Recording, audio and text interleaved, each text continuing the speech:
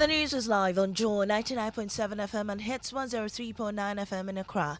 In Kumasi, we're on Love 99.5 FM and over 30 affiliates across Ghana's 16 regions, including Sankara FM, Yendi, Castle FM, Cape Coast, Laura FM, Laura, and Radio Max, Takoradi Get Radio, TV and online content on the myjoyonline.com, interactive app for Android and iOS devices. Coming up, Transport Ministry clashes with commercial drivers over alleged 20% fare increase, denies negotiation for extra charges, and we have details of this. Also, pressure mounts on Cocoa Board and the Finance Ministry to honor payment of bills as it fails to pay investors who bought their bills months after the completion of the debt exchange program. Why are the individuals with the cocoa business getting their money? I don't know human beings. I don't know Ghanaians. This thing must be corrected now. So whoever is listening, Minister of Finance, wherever you are, after that process, you will leave there one day. So while you are there, use it for good.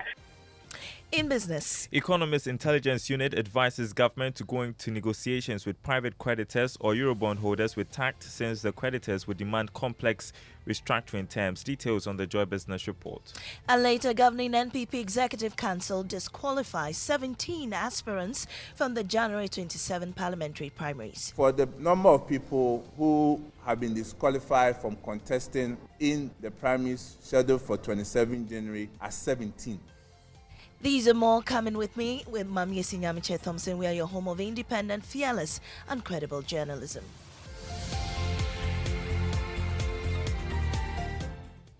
Let's dig in now. The Ministry of Transport is asking the general public to disregard reports of a purported hike in transport fares across the country.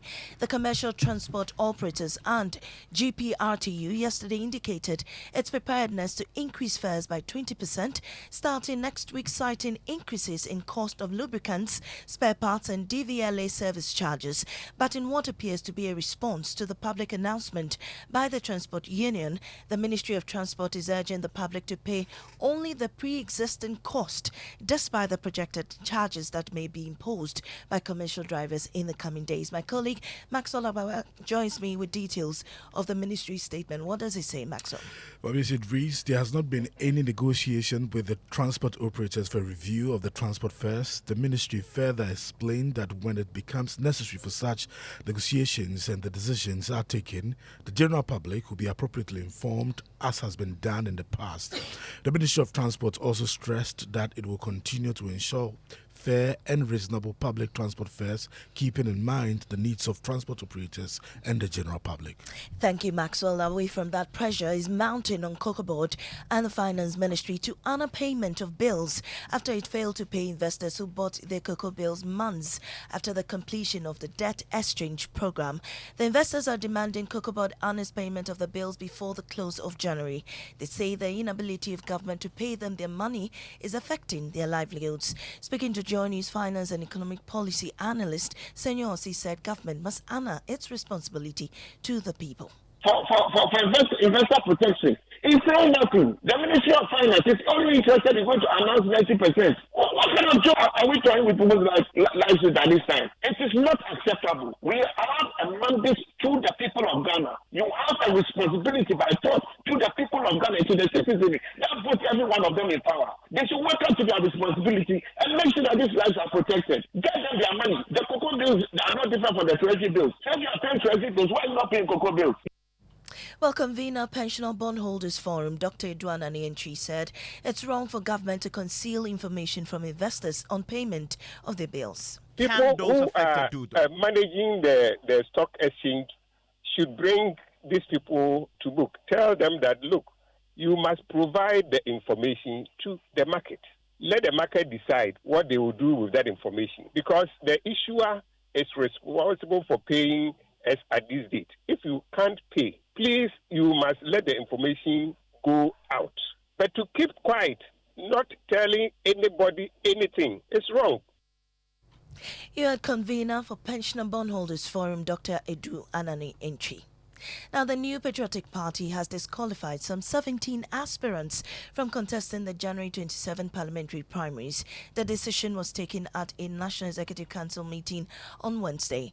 General Secretary of the party, Justin Kodia Frimpong, gave a breakdown of the numbers in an address to the media after the meeting, revealing that elections in the Nhyieso constituency has also been put on hold. For the number of people who have been disqualified from contesting in the primaries scheduled for 27 January are 17. Those who have been cleared to contest by the National Executive Committee are 325. Those who have stepped down are 3. Those who are going unopposed are 30. So in all, we have 376. The new development is that we have one court case. The party has been served with a writ and also an application for interlocutory injunction with respect to Nhyieso. And for that matter, elections in Nhyieso constituency has been stand down until the court process has been addressed. Mr. Kodia added that Sunyani East constituency can also hold its election after it resolved issues surrounding the dispute on their album. The National Executive Committee has directed that the constituency album that existed in 2018, which has the polling station executives, is the album that we are going to use in this current dispensation. And where people have died or people have traveled, the National Party, in consultation with the regional party and the committee that has been established, will do elections in those vacant positions. General Secretary of the NPP, Justin Kodia Frimpong. Now, in the heart of the Bulsa North municipality in the Upper East region, the Sandema Hospital, originally designed to be a haven of care, stands in a state of disrepair. Whenever it rains, the hospital's roof betrays their duty, leaking profusely. The structure has not escaped the ravages of time, displaying gaping cracks that question its integrity. Health workers and patients say they find themselves in an unsafe environment. For a closer look into this unsettling reality, join my colleague Jojo Kobna in the first episode of Ghana's Sick Hospitals. So can't you see, one piece and for peace, the sweat, you know that this be like the ice to your chest. So can't you? It is an ultimate walk of shame for any visitor to the Sandema Hospital in the Bulsa North District of the Upper East region. If you were blindfolded, dumped here in the corridor, and the cloth is pulled from your eyes, you could never guess that this place is a hospital. The walls are dirty and the paint almost peeling off. The ceiling is moldy greenish brown and rotting away. The corridors are dark and dingy. The medical superintendent of the hospital, Dr. Emmanuel Opoku, is unhappy with the state of the hospital, but he's also very worried about the safety of nurses and patients because of the gaping cracks in the walls. When it rains, almost all the walls leak, including the medical soup's office. And during rainy seasons, it makes seeing patients very difficult because sometimes you need to get to a safe place to cater for the patient. And we'll be grateful if you could get help. As the head of the facility, he walks with a news team to show the dangerous state of the facility. A substantial and alarming crack traverses the length of the wall, extending from floor to ceiling. So this was formerly used as a dispensary, but because of the nature of the cracks, they have to move to the other side.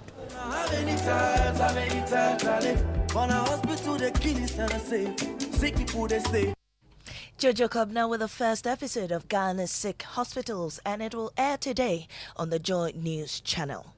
Now, most of the resources promised by ministers to alleviate the plight of the Akosombo Dam spillage victims have still not been honored.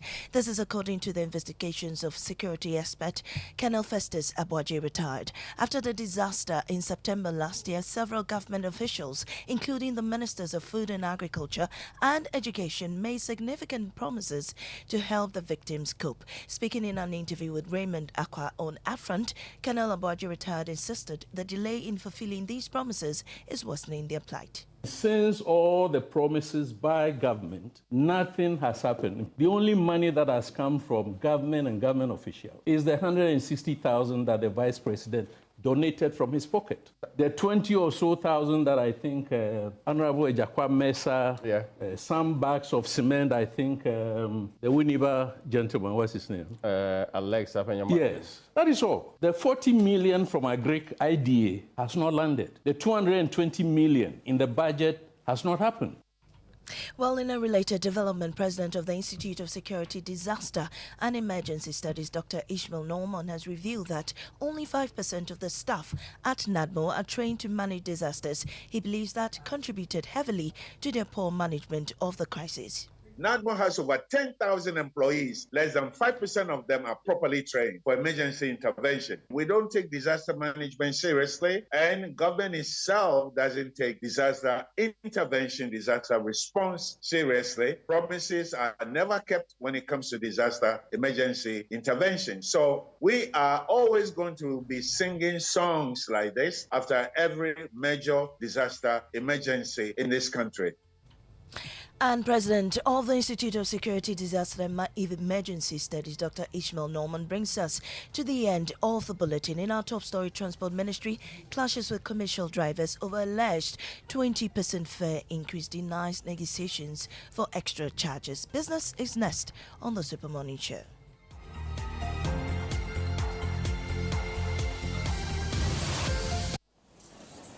The boys are lined up looking for an opening. They are charging forward from our three.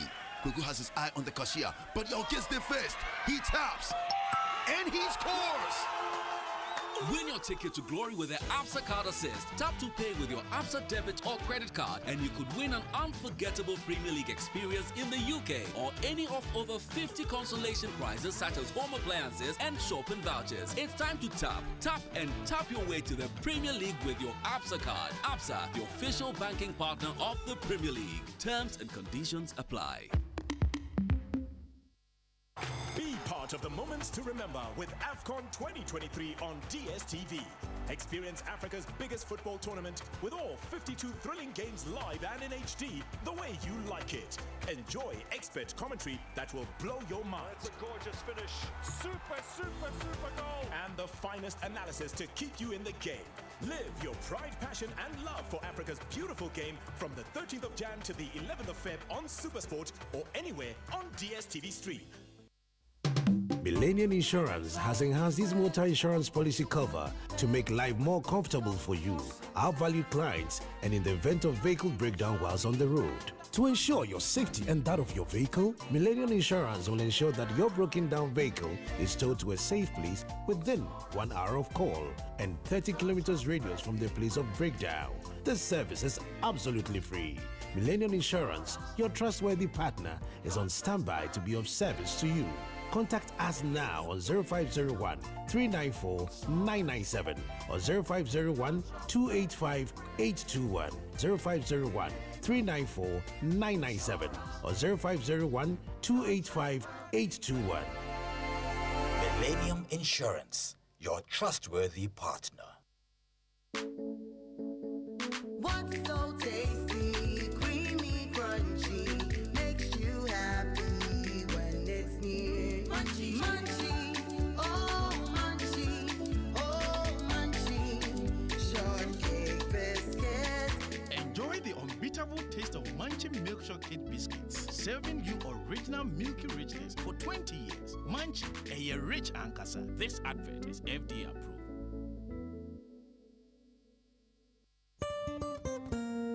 No matter your water needs, Sintex has it all. Sintex tank was first to introduce double layer tank, and now you can have as many layers as you want. Sintex tank was first to introduce white inner layer tanks in Ghana, and now introduces the customer specs order, which will let you order any color and size you want. Sintex tanks gives you the biggest warranty of 7 years, which no other tank gives you. So whatever your water consumption, size of project, or demand, choose Sintex tank. Sintex tank, stress-free. Sintex tank, reliable. Sintex tank, maximum guarantee. Call 0244 335 168, Kumasi 0505 555 666, or visit sintexgh.com. Sintex tank, strong, tough. The wait is over. Clash of Titans. The Total Energies African Cup of Nations Côte d'Ivoire 2023 is here. And as part of this year's competition, all Total Energy service stations will go into 100% football mode. So drive to selected service stations and kickstart your year with lots of amazing giveaways. This is our way of supporting our gallant Black Stars. So starting Sunday 14th January, when you buy fuel or lubricants from selected Total Energy service stations on Ghana match days, you instantly win amazing branded souvenirs. Let's celebrate the passion of football together and win lots of gifts during the 2023 Total Energies African Cup of Nations. Remember, promo is valid while stocks last. Visit our social media pages Total Energies GH for more information. Terms and conditions apply. Let's live football together.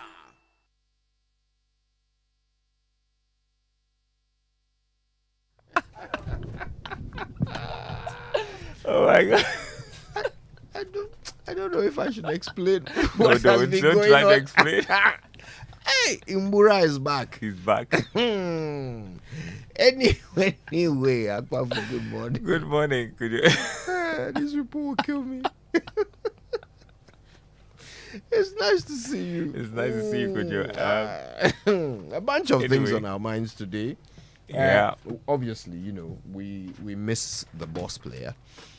10 years ago today. 10 years? Yes, Wow. 10 years now. I actually remember. Yeah, I do too. I had just come home from England. I'd been around for just about a week. I was parked at Kotokraba Market, waiting to pick up a friend of mine, when I got a phone call from Nia Itego. And I could not believe it. Could not believe it. It was really shocking. Yeah. Wow, 10 years already. 10 years. And, well, his legacy clearly lives on. Yeah. Yes, and we're all grateful for what he did because Possibly, paved the way for the rest of us, right? Certainly did. Today, I want to know why they haven't paid for the dialysis debt.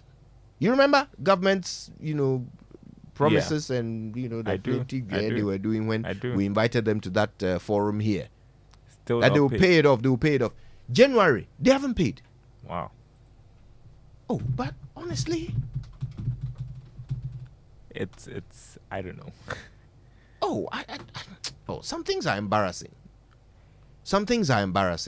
I mean, what exactly is it that they have prioritized over this in that period of time? 4 million cedis.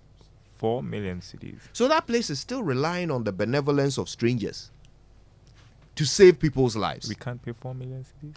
No, it's not that we can't pay. We don't think it's that important. Oh. We clearly don't. Otherwise, we would have paid it because we paid for other things. $400. Black Star supporters. Every single one of them was given $400. Hey, Charlie. Meanwhile, those who are dying at Kolebu are being left to die.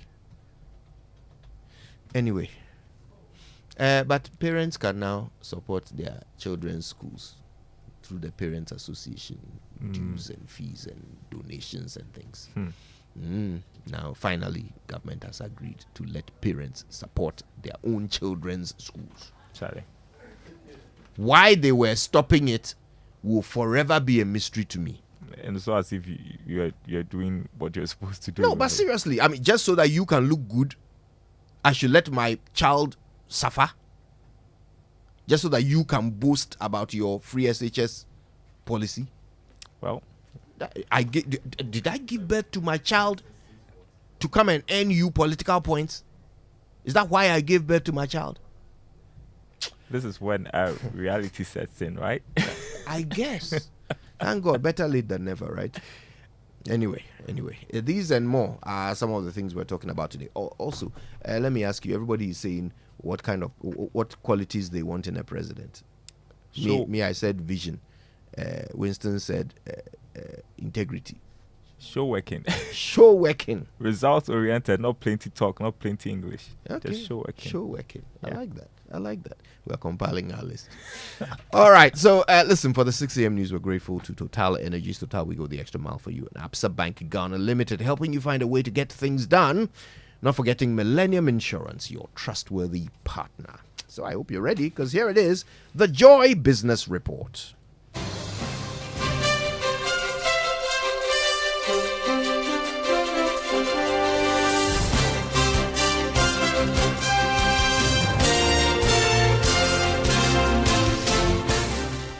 Hello, good morning. Welcome to the Joy Business Report. Coming up this morning, Economist Intelligence Unit advises government to go into negotiations with private creditors or Eurobond holders with tact, since the creditors would demand complex restructuring terms. Also coming up, government's quest to continue reducing inflation to hit 15% may be under threat. We'll tell you why. Plus, small and medium enterprises advised to have good operational policies to protect erosion of working capital as government takes steps to reform the economy.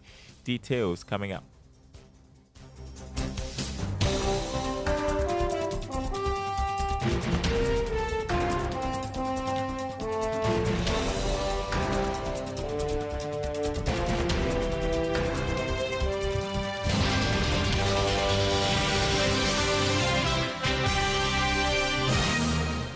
My name is Daryl Kwal. Thanks for joining us, everyone. Hello to our friends listening from Kofi Radio on KTU Radio. The Economist Intelligence Unit is advising government to go into negotiations with private creditors or Eurobond holders with tact, since the creditors would demand different and complex restructuring terms compared to bilateral creditors. The UK-based firm says it has doubts whether negotiations with the private creditors will be concluded by half year 2024. Finance Minister Ken Ofori-Atta has said that the government will begin negotiations with Eurobond holders and commercial creditors seeking 40% haircut. But speaking on the Africa Outlook 2024, principal economist Benedict Craven said it is difficult to negotiate with private creditors. The G20 Common Framework for Debt Treatments has been adopted by 4 sovereigns in Africa already who are restructuring their foreign debt. But the procedure has had a difficult test run. This is its first proper trial. Chad successfully concluded a treatment under the framework, but had a fairly small creditor pool. For those with a more complex creditor profile, like Zambia and Ghana that you mentioned, Pat, there have been setbacks at pretty much every stage of the restructuring process. And it doesn't seem like either country will be able to conclude talks before mid-year. Our real concern here is on the optics, or the messaging that all this delay sends out to other sovereigns at high risk of debt distress. Now, Zambia and Ghana will establish some precedents that can speed up the early stages of negotiations for any new default. But there are lots of fundamental disagreements that remain among various creditor groups, official versus commercial, and among official creditors themselves, and these are bound to reappear, potentially leaving economies in limbo for lengthy periods if they go down the common framework route. Benedict Craven there, he's principal economist at the Economist Intelligence Unit. Government's quest to sustain inflation rate reduction in coming months will hit 15% by end of year may be under threat. It follows reports some commercial transport operators are working to increase fares from Monday. Here's George Rafi with more. The Ghana Revenue Authority will in the coming days start enforcing the 5 new tax acts. Key among them is the VAT Amendment Bill, which may result in motor premiums going up by more than 30%. Now, this may force transport operators to also adjust fares, which may end up increasing the cost of foodstuffs that are transported to the market. This could also result in the cost of living going up, which may impact on inflation rate. This because the Ghana Statistical Service recently indicated that if government wants to check inflation rate, it may have to focus on reducing the cost of foodstuffs on the market. December inflation rate currently stands at 23.2%, but there's another development that could impact inflation rate badly going forward. That is the VAT on utility tariffs. Joy Business is also learning that due to these developments and threat to inflation rate rising, the Bank of Ghana could be forced to freeze any significant reduction in the policy rate, a move that might go a long way to increase the cost of credit. Some have argued that if government is really committed to reducing inflation rate in the coming months, then maybe it might have to hold on to some of these taxes taking effect in the coming days. George, I feel with that report. Now, the Ghana National Chamber of Commerce and Industry has urged its members to embrace value addition in the operations to stay relevant this election year. According to the chamber, engaging members on the numerous opportunities in the economy despite its associated challenges is critical for the sustenance of their businesses. Speaking to Joy Business, Greater Accra Regional Chairman of the Ghana National Chamber of Commerce and Industry, Nana Ajinim Boateng, said this meeting will position members to stand out among other competitors. Every election year, government has big appetite to spend. And with that big appetite is a good opportunity for the private sector to also do what? Grow. That is, there will be more jobs, that is purchasing, there will be more contracts and whatever you can think of, product, services that government will acquire, because government is the biggest buyer in the economy. And as such, this meeting is important for us to position our members to take advantage of that big appetite of government. So for us, today's meeting was to really dwell on value proposition. And value proposition is all about we preparing our members to differentiate their products and their services from the competition. Greater Accra Regional Chairman of the Ghana National Chamber of Commerce and Industry, Nana Ajinim Boateng. Now, Senior Manager, Accounting Advisory Services at KPMG, Stephen Birchie, is urging small and medium enterprises to set up operational policies that would safeguard their working capital. According to him, this would help small businesses maintain their working capital and give them good credentials that could aid them in acquiring loans from banks and other financial institutions. Again, because they have limited funds and they are SMEs, they don't have track records that suppliers or banks can leverage or rely on to give them money if they want. And that has been a challenge. If you are managing your working capital, you should have a policy in place. And you should assign roles and responsibilities to people who you are assigning to. Then they should ensure that the policies are being operationalized. Now, as I spoke about components of working capital, so the strategy should be also aligned to each of them. Senior Manager, Accounting Advisory Services at KPMG, Stephen Birchie, speaking on the marketplace as part of our Joy Business Advisory series. That conversation continues this afternoon at 2 on the Joy News channel. Now, Ghanaians can now conduct international financial transactions directly in cities using their Visa cards. This cuts down costs whilst expanding financial inclusion. Previously, the public needed to convert cedis to other currencies for international transactions.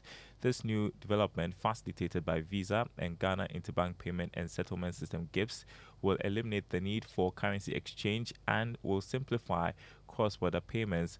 Vice President and Head of Visa West Africa, Andrew Oboy, spoke to Joy Business.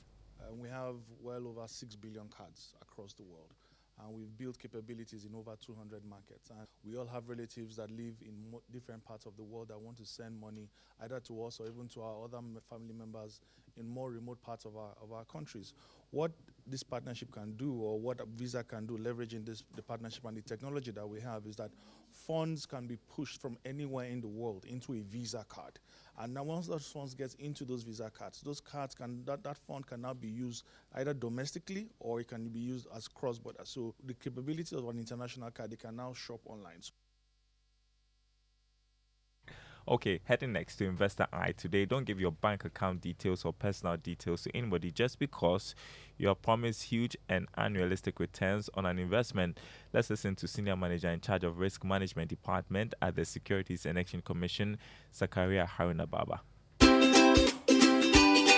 One thing people should look out for, somebody's running business. You don't know who is running that business. What it tells you is that, you invest. Somebody say, bring 100 cedis, invest 100 and get 2,500 in the poster with 30 minutes of trade. You get this percentage. I mean, it's good to be true. It's too good to be true. You get me? Mm-hmm. So, people should be careful in giving out their bank account numbers, their Momo account numbers, their credit card numbers to the so-called cryptocurrency traders. Like Mr. Mensah said, this is not licensed, it's not regulated in Ghana. So if you are dealing with such people, they are mostly foreign companies or foreign platforms they use. And you don't know people who are behind these platforms, you see. So it's actually a warning.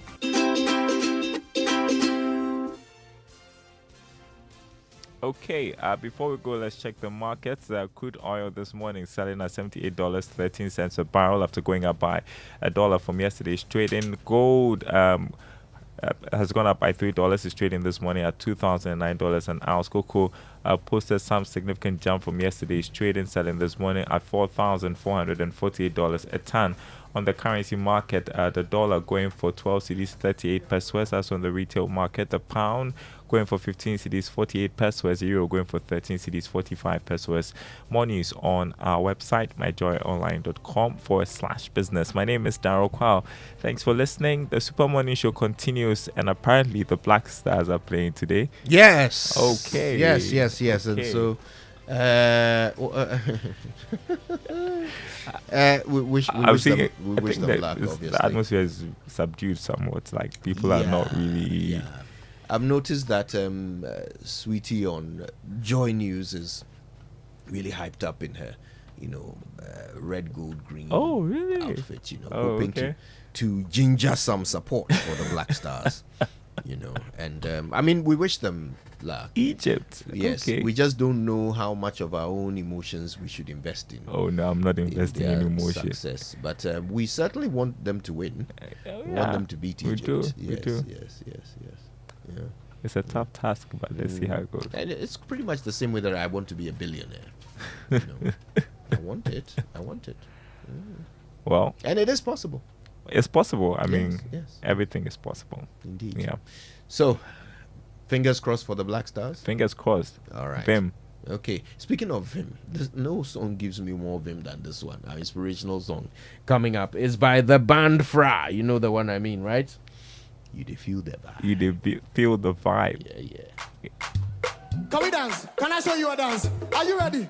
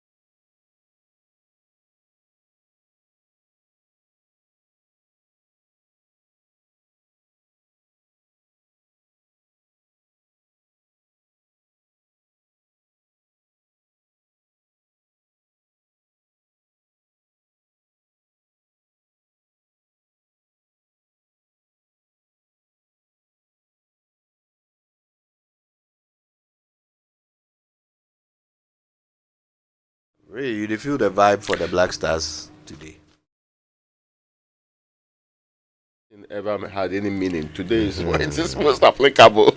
Cautiously optimistic. Yes. People, you can't commit. Oh, I always said that. To optimism. No. If you are not careful, they will change your name. Yeah. Like the way last night, I was talking to Fentu. The man was saying, I'm not sure. So the way things are going, say, but you, sometimes the promises.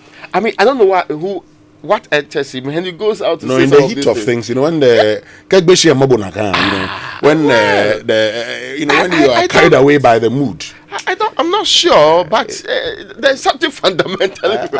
I guess he's tired of the name Salamatu and wants to change to Abiba. So I don't know why they all have to end with 2 because Abiba 2. Yes, it's Abiba 2. Yes. Salah for short. Abiba for short. Those are nicer versions, but when you add the 2, it gives you a different version. Whatever it is, tomorrow we'll know. Yeah. Aisha's name is Aisha too. Yeah. So let's just hope they want Shehin too. Well, you can never be sure with the Black Stars, so I'm not going to tell you whether we'll win or lose. Yeah. We hope for the best. Charlie, that's it. Amen. We hope for the best. We are cautiously told me that optimistic. Investors are heavily worried. They are torn between patriotism and sticking to the truth. But this AFCON has not been fair to the football investors. Yes, I'm giving to understand. As in a Chacha professionals. Nigeria drawing, Cameroon drawing. These are games that ordinarily would have gone for a win, and sometimes a win by 2 goals or something, and then it doesn't work for you. One of these days, people get heart attack for no reason around this thing. So don't do it. Oh, they are heavily invested in the business. My brother, let me talk about our Drive Safe campaign. Certainly. Because by tomorrow, we definitely will know. Hopefully, nobody will be driving at the time the game is being played. People will be driving. Drive Safe campaign brought to us by Joy News and the Multimedia Group and supported by Imperial General Assurance, Solid Protection. So our tip today says, inflate tires appropriately and change them when they are worn. So defensive drivers always ensure their tires have the correct amount of air in them and that the threads aren't worn down or bowed. Part of a good defensive driving strategy involves checking your tire pressure on a routine basis. Don't hit the road if you have too low or high tire pressure or tires without sufficient tread on them. Change your tires as necessary. And now, do the right thing. Indeed. I don't know. I'm sure there are many of you who just get up in the morning. The tires are expensive. Very. Very. The last time I changed mine, very expensive these days. Anyway, actually, how for do? Yeah. You must arrive alive. No, that's important. I mean, what's the alternative? What would you do when the alternative is to arrive dead? But that's not something that we consider. Then change your pray tires. For. Yes, that's true. Anyway, now Say It Right is brought to you by Kingdom Books. At Kingdom, quality and affordability are our hallmarks, and Societe Generale Bank Ghana. The future is you. Something must be done. You say either. I say either. Today we remember the late great boss player Komla Dumo. That man made such a mark in this space. In spite of the fact that he was not a formally trained journalist at the time, Komla's work on the Snit scandal earned him the coveted Journalist of the Year award. Now, my dear friend, I said coveted, not coveted. Coveted. C-O-V-E-T-E-D. Coveted. Greatly desired or envied. The word of origin is covet, which means to yearn for something, especially something that belongs to someone else. It is a word the English adopted from the French word covetier, which means to lust after. And in English, it is covet, not covet, which is why you must not say coveted. It is covet. Let's say it right, okay? In memory of the boss player.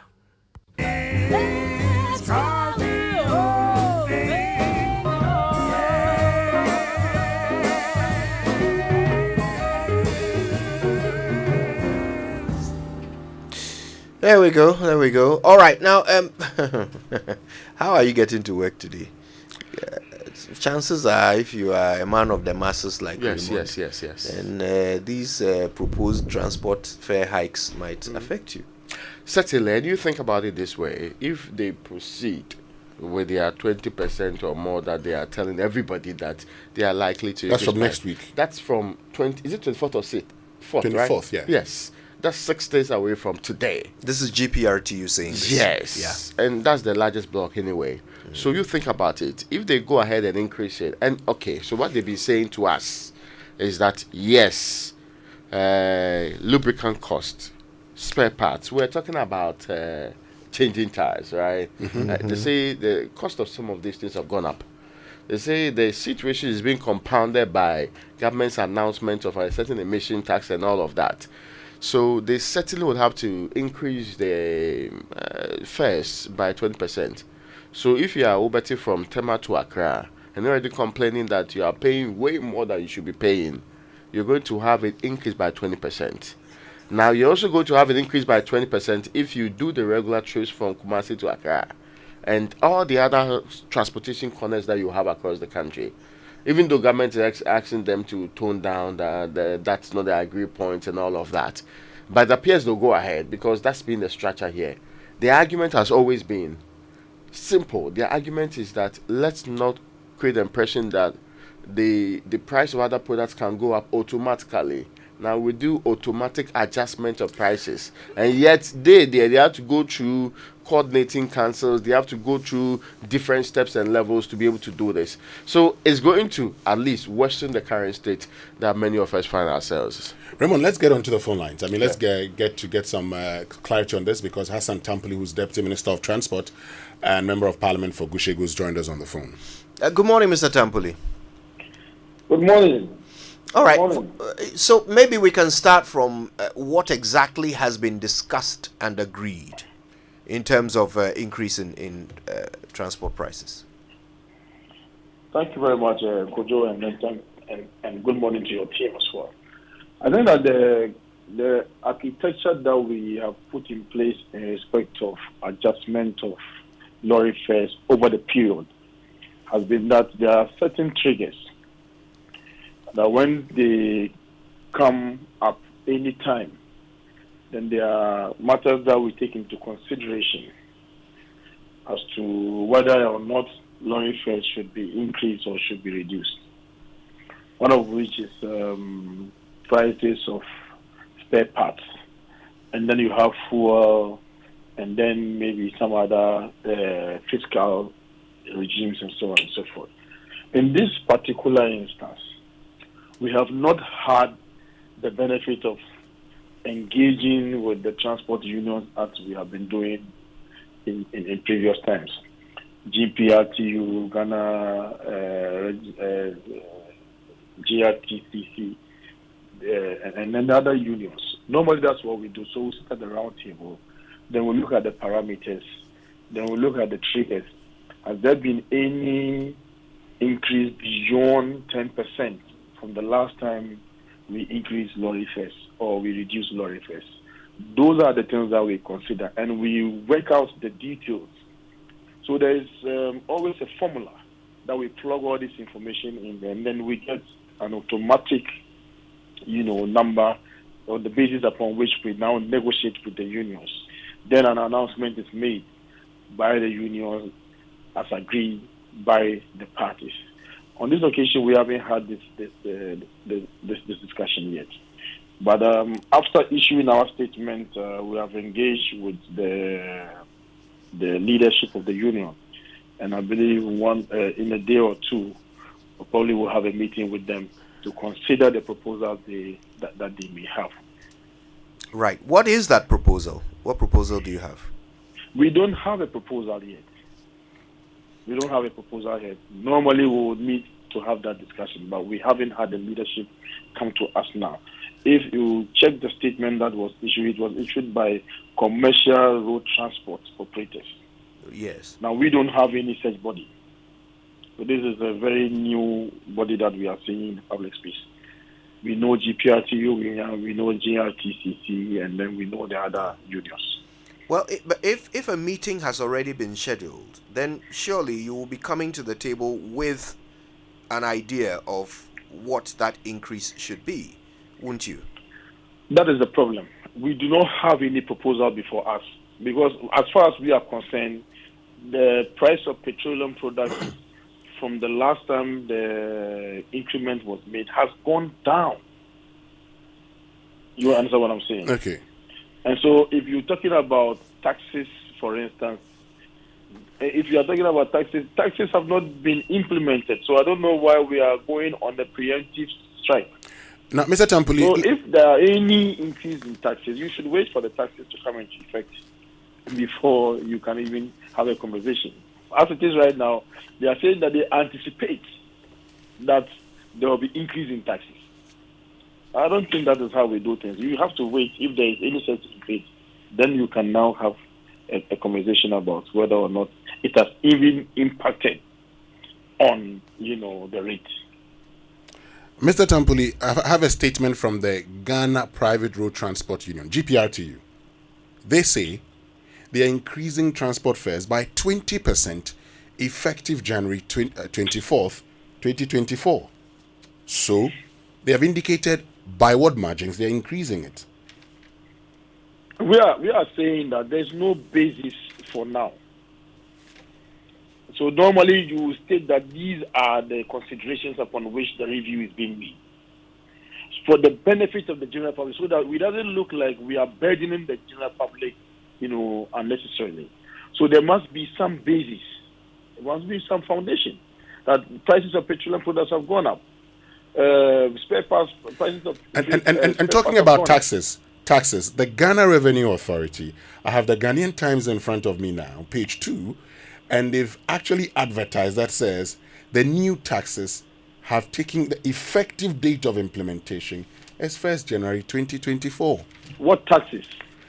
Okay, let me just run them by you since you've asked for what taxes. Now, part of it is value added tax amendment, which says, for instance, the supply of the non-life insurance contract is taxable under Section 48. And this is what the drivers have talked about, the fact that the premium is also increasing and it's having a negative effect on them. There's also the Emissions Levy Act, where if you're using petrol or diesel, you have to pay 100 Ghana cedis. All of these, according to the Ghana Revenue Authority, is taking effect, and the drivers make reference to these taxes. Mr. Tampuli. Yes, like I said, we have to have a conversation. So we'll look at those taxes. How did they impact the lorry fare? That's how I said that we have a formula. All right? If you put all the variables into a basket and it goes beyond a certain threshold, then there's an automatic trigger. We haven't had that conversation yet. So the unilateral decision is one that goes contrary to the established procedure that we have had. We've had an excellent relationship with the transport operators over the past several years. And I believe that we have to continue to engage for the benefit of the motoring public. Are you suggesting that we should ignore this release from them until you conclude your discussions with them? I think for now we can assume that it's a proposal that they have put across. They've given a date of implementation, 24th. Yeah, I still see it as a proposal. From the ministry's perspective, we want to believe that they have not sidestepped the procedures that we have put in place that has been mutually beneficial to both parties. I want to believe that we will still have a conversation with them, like I said before, to be able to ascertain whether or not there is need for us to do any review of the lorry fares. And this conversation you talk about, when are you having it? We have indicated that we have to meet, so they have to get their membership across their leadership. There are some of them who are in Kumasi, so when they get their members ready, they will let us know. But we are standing ready to meet them anytime. So until that meeting, there cannot be a 20% increase, you say? I'm not sure that the transport union would throw away the relationship that we have had with them over the past couple of years and then go and do a unilateral increase. I don't believe that they would want to do so. So we would engage them. All right. Together with the Ministry of Finance. All right, that's the Deputy Minister for Transport and Member of Parliament for Gushegu in the Northern Region, Mr. Hassan Tampuli. Thank you for your time this morning. All right, then. So there you have it. As far as they are aware, no such engagement has happened. A meeting is scheduled. It is at that meeting that proposals will be considered. So as far as they are concerned, this from GPRTU is a proposal. If they proceed to charge it, what will government do? Well, in the past, we've seen nothing. Yeah. But now that they've accepted to sit down, let's see what happens. Well, now, all right. Let's get into the news review brought to us by Syntex Tank, a strong, a tough. My Way, a simple life insurance by My Life and MTN Momo. Dial *165# on MTN to join My Way today. And Enterprise Insurance at 100. Yafini Promotions, celebrating our legacy, securing your future. Now, the Ghanaian Times is reporting this morning that story you talked about, right? The tax list. There's a new app developed to curb illegal timber exploitation. Is there? President Akufo-Addo attends World Economic Forum and the Non-Aligned Movement Conference, and crisis looms in prisons nationwide. Jails congested by 4,651 inmates as prison service backs proposed non-custodial sentence, and GRA chases Nana Kwame Bediako Cheddar for tax evasion. So let me start with that story because it appears interesting, mindful of where we are. Anyway, so Nana Kwame Bediako Cheddar, who was announced as candidate for the presidential position in Ghana's upcoming general elections, this is by a Times reporter, has been accused of tax evasion by the Ghana Revenue Authority. According to a reliable source at the GRA, Cheddar has been fined a total of 50,000 Ghana cedis for his failure to file personal income tax returns from 2013 to 2016. Despite settling a sum of 209,171 cedis between 2018 and 2020, he has once again failed to file his tax return for post-2020 period. So he's been, okay, of course, so it's essentially 50,000 is actually what he's been fined for 2013-2016. He paid 209,000 for the period of 2018 to 2020, but since 2020, this report still says that he has not filed it. So the source revealed that for the years 2021 and 2022, the GRA estimated his assessment as some 2 million and 5 million, respectively, along with penalties for his failure to file his personal income tax returns. The source explains concerns about Cheddar's involvement in a tax evasion scandal, stating that it has not only raised questions about his financial practices, but also cast doubts on his commitment to national development. Who's saying this? This is the source to the Times reporter, and this is the report in the Ghanaian Times. It has not named anybody why. So the significant fines, it goes ahead to talk about this. Well, of course, I am the last person to say you should not file your tax returns, and if you have tax obligations, you should actually comply with them.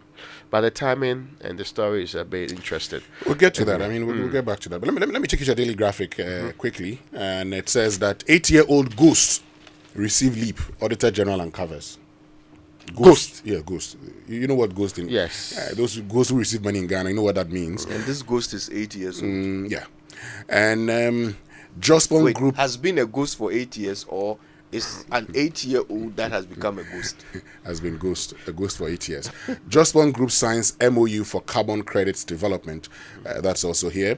And CBG receives 2.5 billion fresh capital. All right, let's go online. The online review brought to us by Zenith Bank in your best interest and Goyle Good Energy. So what do you do when you're running out of fuel in your vehicle? Do you just top up anywhere? Don't do that. Let's introduce you to the Good Energy family and why you must be a part.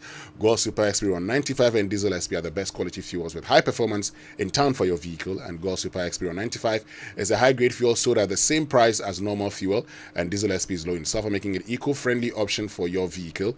With over 440 stations across the nation, join the family that rewards you with quality for an energized driving experience. Goyle Good Energy, Goyle Yenara Yedim. All right, so on myjoyonline.com, disregard 20% hike in transport fares according to the ministry. We've talked to the ministry on that. Time now for us to go for the BBC News, brought to us by Fidelity Bank, believe with us, and Old Mutual, 10 years of greatness in Ghana, here for a lifetime. For decades, we have helped businesses connect with their trade partners all over the globe.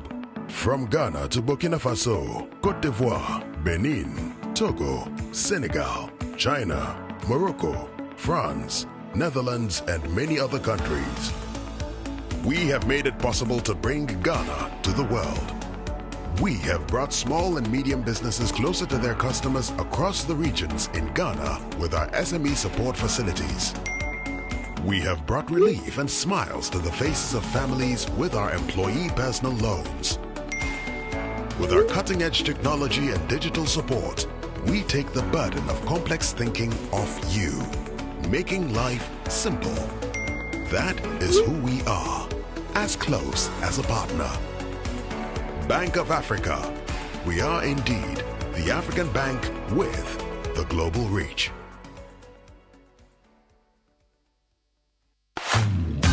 It's a century of safeguarding dreams with Enterprise Insurance.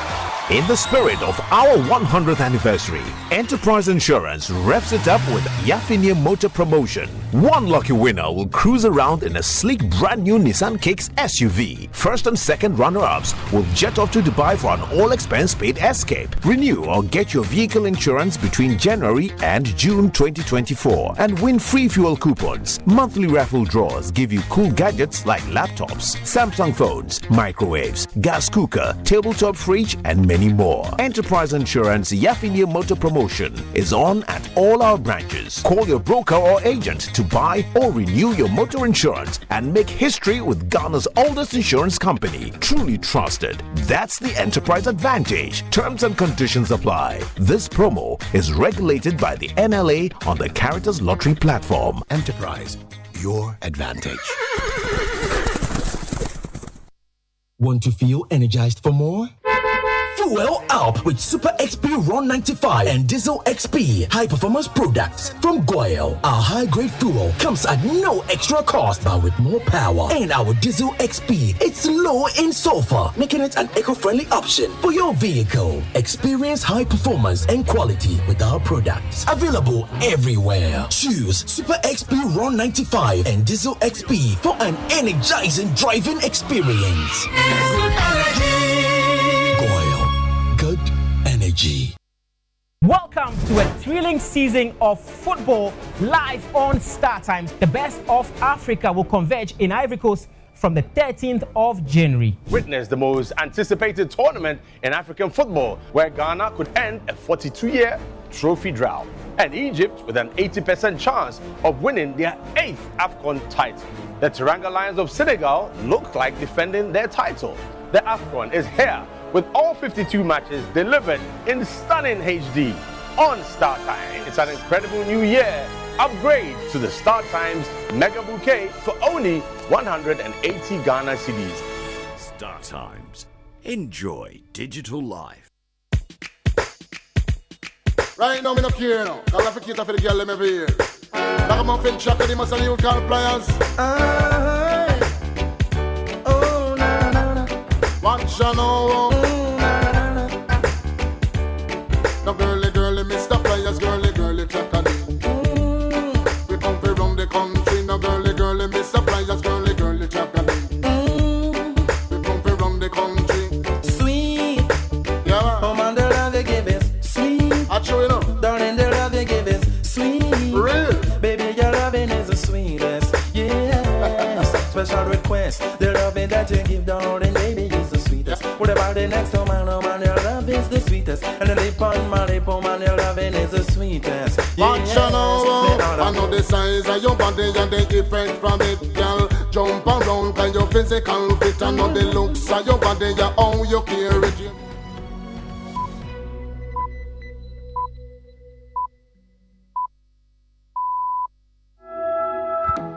Hello and welcome to Newsday from the BBC World Service with Victoria Wahunda and Rob Young.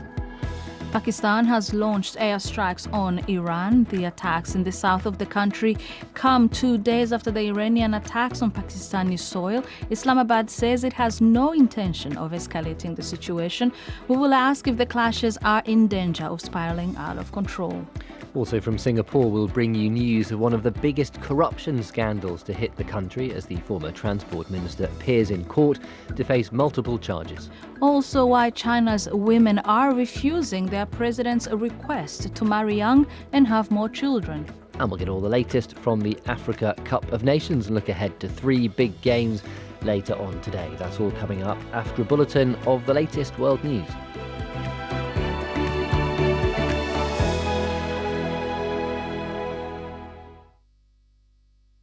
Hello, I'm Roisin Hastie with the BBC News. Pakistan has carried out strikes on what it called terrorist hideouts across the border in Iran. 2 days ago, Iran attacked targets on Pakistani soil. Caroline Davies reports from Islamabad. Pakistan's foreign ministry confirmed this morning that its strikes inside Iran had killed a number of what it calls terrorists. Pakistan said that while it fully respects the territorial integrity of Iran, its own security and national interests are paramount and cannot be compromised. Iran's state media has also confirmed explosions in the same area. The statement mirrors the language used yesterday by Iran's foreign minister, who confirmed that Iran had attacked militant groups inside Pakistan's borders. Pakistan ends its statement saying that it considers Iran a brotherly country, but the previously friendly relations between the two countries are severely fraying. The US military has carried out a 4th round of airstrikes against the Houthis in Yemen hours after the group used a drone to hit another cargo ship. The US said it struck 14 Houthi missiles that were ready to be launched. On Wednesday, an American-owned vessel suffered some damage when it was hit in the Gulf of Aden. A Houthi spokesman told the BBC his movement was at war with the US and Britain and the attacks would continue. In Singapore's biggest corruption scandal of recent times, the Transport Minister has resigned after appearing in court to face multiple charges. S. Iswaran pleaded not guilty to 27 alleged offences. He's accused of obtaining tickets to the Singapore Formula One Grand Prix as well as to football matches and shows in Britain from a property tycoon. From Singapore, here's Marika Oy. This is just the latest in a series of scandals that have hit the ruling party. There were extramarital affairs and ministers accused of renting bungalows much cheaper than the market rates. And all these incidents have shaken Singaporeans' trust in the ruling party, the PAP, which has ruled the country since its independence in 1965.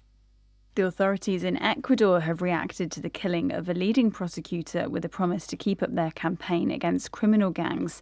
Cesar Suarez was investigating last week's attack by gunmen on a television studio in Guayaquil when he was shot dead in the city. Our South American correspondent Ione Wells says President Daniel Noboa has said his government is at war with gangs. He has ordered the military to try and neutralise these armed groups. He's defined them as terrorist organisations, and certainly reacting to the death of Cesar Suarez, the Attorney General in the country as well, said that while it was impossible not to be broken by the death of a colleague in this fight against organised crime, they are going to remain firm in his name for him and for the country. You're listening to the latest world news from the BBC. Campaigners in El Salvador have called for changes to the country's abortion law after the release of a woman who spent 7 years in jail. She was convicted in the wake of the death of her newborn baby in hospital. El Salvador is one of the few countries where there's a total ban on terminations. Colombian police have arrested a man suspected of involvement in the attempted assassination last year of one of the founders of Spain's far-right Vox party. Alejo Villadal Quadras, who's 78, survived being shot in the head in Madrid last November. Colombian police said the Venezuelan suspect helped to plan the attack. He was arrested crossing a bridge from Venezuela into Colombia. The spacecraft, which was intended to carry out the first ever moon landing by a private company, will end its failed mission in the next few hours. The US firm Astrobotics said its Peregrine lander will burn up as it re-enters the Earth's atmosphere. Here's our science correspondent, Jonathan Amos. Peregrine lander was in trouble almost as soon as it launched. A breach in a propellant tank made the spacecraft difficult to control. It certainly ruled out any attempt at a lunar landing. The 10 days since have been spent testing the spaceworthiness of other systems, including a suite of NASA scientific instruments. Engineers don't want to leave debris in orbit and will now command Peregrine to make a fiery plunge into the Earth's atmosphere somewhere over the Pacific, far from any population. Public sector staff in Northern Ireland are expected to stop work on Thursday in what's being described by unions as the biggest strike in a generation. Workers, including nurses, teachers and bus drivers, are among those who've gone without a pay rise because the devolved government has not functioned since 2022. Many services that are already under strain are expected to grind to a halt, including most schools and transport services. On Wednesday, the Assembly again failed to elect a leader. BBC News. Imagine this. Your employees spend 1/3 of their lives at work. That's 13,000 days or 110,000 hours dedicated to their jobs. At Old Mutual, we don't just see the numbers, we see the faces and the dreams behind them. With our tailored group life insurance and pension plans, you can provide your employees with employee benefit schemes that gives them peace of mind for their futures and for their families. Make the choice that shows your commitment to your employees today. Call 0509-551-609 or email corporate services at oldmutual.com.gh. Old Mutual, do great things every day.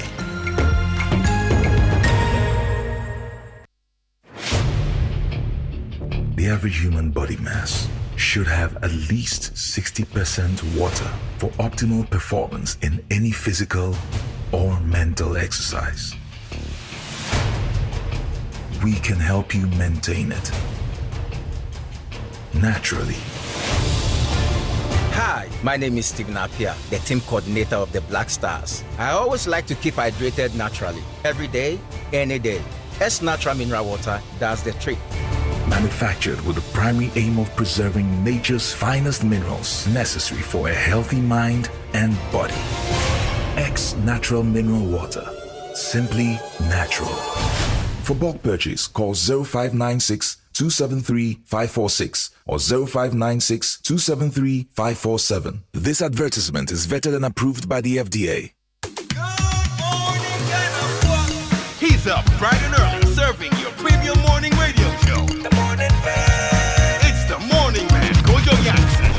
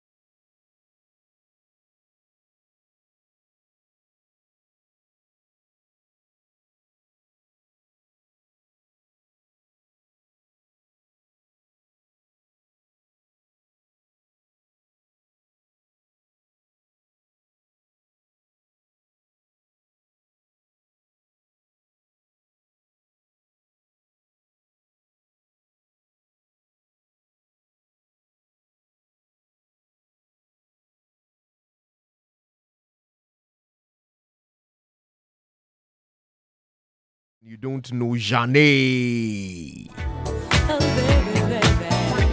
Shame. Yeah, this is one of my favorites. From the soundtrack of a movie called A Low Down Dirty Shame, starring Keenan Ivory Wayans and Jada Pinkett.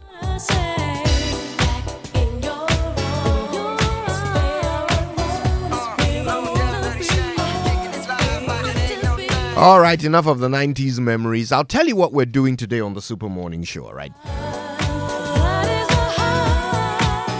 Today we're asking you to tell us what qualities do you look for in a president? We're heading into an election, right? This is an election year. And it looks like the options that are popping up are quite interesting and eclectic, right? So eventually, when you find yourself in that ballot box, what will narrow it down for you? What are the qualities you expect to see in a person who is going to occupy Jubilee House or Flagstaff House or Julobi House or whichever name you wish to give it? Ray? A philosopher, King. I mean, some still contest Plato's old description of it.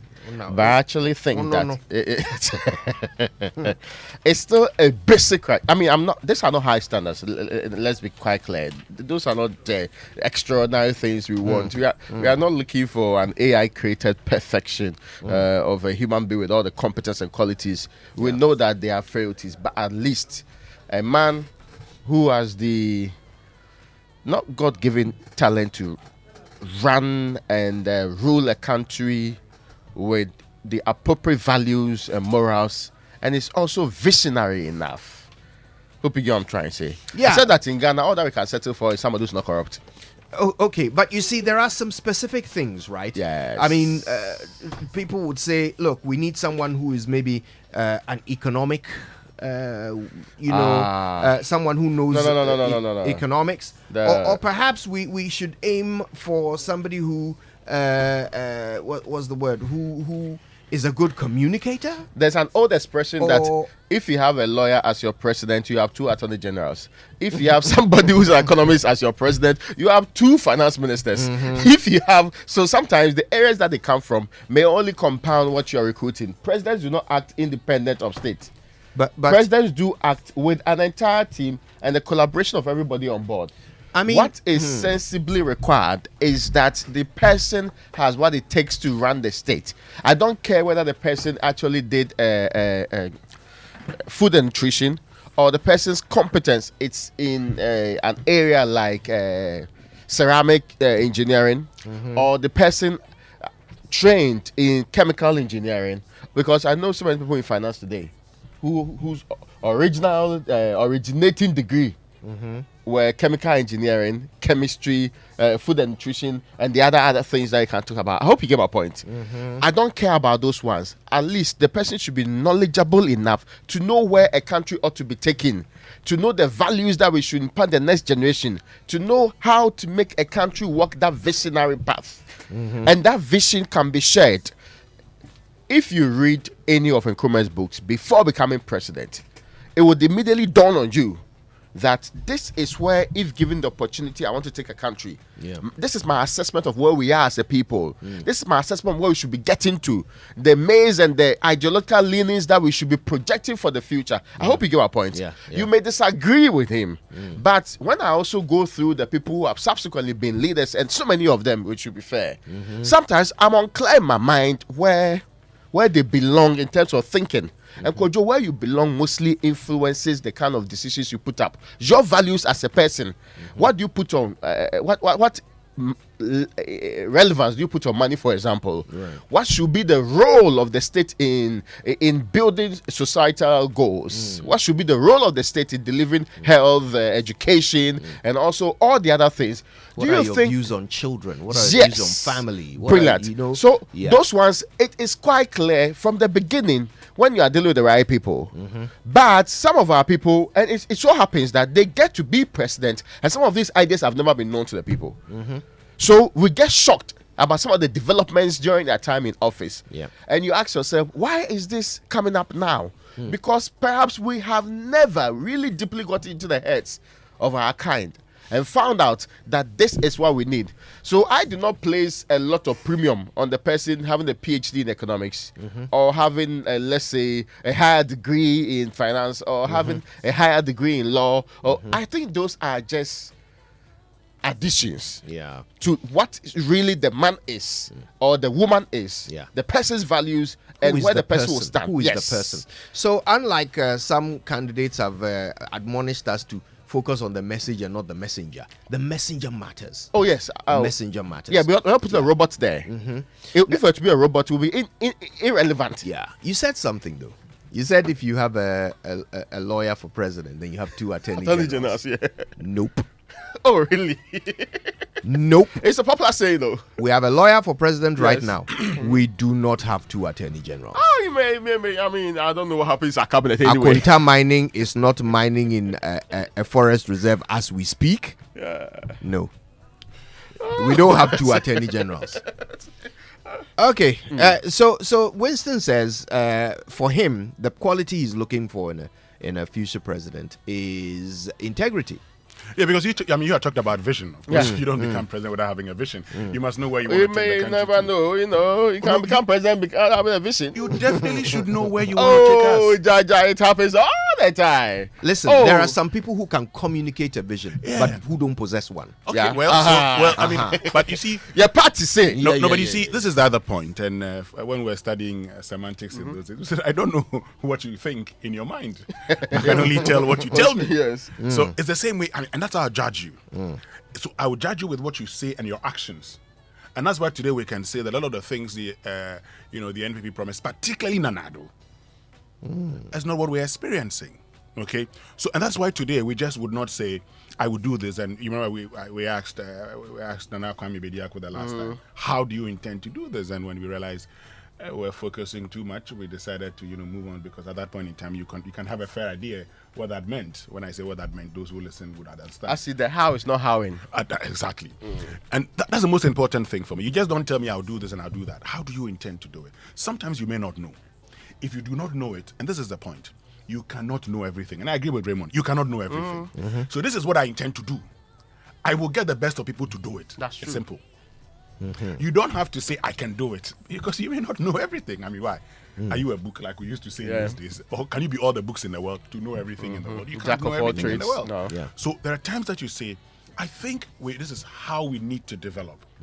And so I will get the right brains to do this for me. Unfortunately, in our part of the world, we don't do that.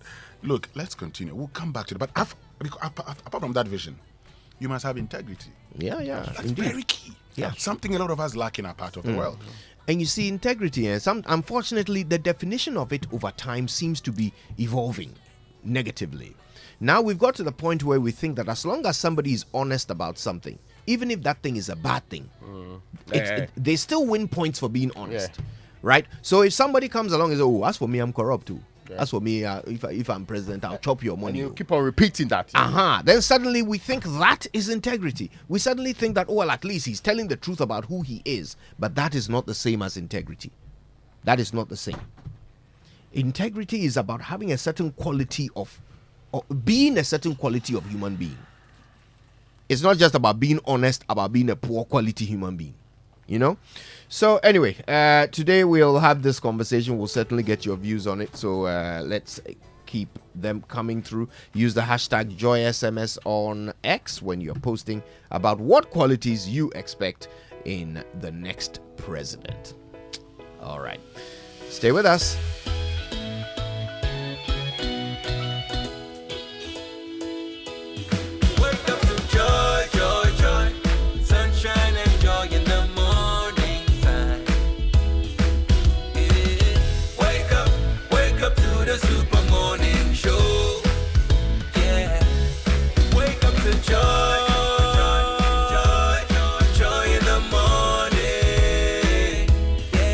If you're turning on your radio,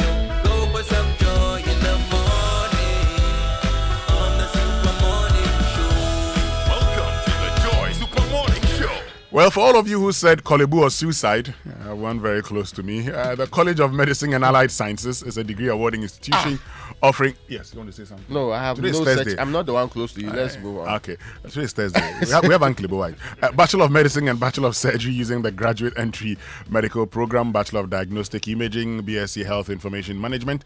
All these programs are accredited by the Ghana Tertiary Education Commission at Commerce. We pride ourselves in our innovative bilingual curriculum that prepares you to consult in French and as a graduate with an entrepreneurial, research and ethical mindset. Admissions are currently ongoing for all SHS graduates who wish to obtain a first degree in Health Information Management, SHS Science graduates wishing to gain a degree in Bachelor of Diagnostic Imaging, and graduates with science backgrounds who wish to accomplish their dream of becoming medical doctors. Contact us now on 0208 456 556 or info@commerce.edu.gh. Commerce, the citadel of holistic professional medical education. All right, the Office of the Registrar of Companies has introduced some premium services in response to all of our requests for fast track service. Now, the Prestige Center offers a bouquet of services, including registration of business names, sole proprietorships, companies, professional bodies, updating of businesses from the historical database, which is dubbed re-registration, filing of annual returns, and renewal of businesses, with the delivery of certificates and profiles in 24 hours. Come along and experience a premium class service. Go to the ORC office, which is at the Registrar General's Department right here in Accra. Call them on their hotline 0302 666 081, or you can try 0302 664 791 to 793. Okay, for further information, call these numbers. You can also send a WhatsApp or a Telegram to 055 765 3130. Join them on their social media handles at ORC Ghana. ORC, a trusted partner for business. Now start the new year with easy and secure movement with SG Ghana. Get insured and receive free fuel for your car. Buy or renew your sound drive insurance with SG Ghana from now till the 31st day of March and get free fuel up to 500 Ghana cedi for your trips. It's time to hit the road and with reliable insurance and free fuel. Visit any SG Ghana brand today and get the cover you need for your car plus free fuel to take you places. Terms and conditions apply. SG Ghana, the future is you. All right, so Kingdom Books and Stationery Limited remains your number one supplier of quality office essentials, equipment, and furniture. You can go to kingdomstoreonline.com where you will find everything you want from them. Then you can pay via Momo. Through all networks, actually. They'll deliver to you in Accra and Tema for free, and of course, terms and conditions apply. At Kingdom, quality and affordability are their hallmarks. And it's the Imperial Insure and Win promo reloaded. Insure your vehicle with Imperial General Assurance from now till the end of April and get yourself handsome rewards, fuel coupons, special souvenirs, gift vouchers, and many more. And here's the catch: during this reward period, your motor insurance policy will give you an automatic 1-year life insurance cover. You could also get brand new car tires and other car accessories as well. It's really reloaded. Everybody qualifies. Just come insure your vehicle and you're done. Call us today on 0577 667 436 or talk to your broker or any of our agents across the country for further details. You can also follow us on all our social media handles. Terms and conditions apply.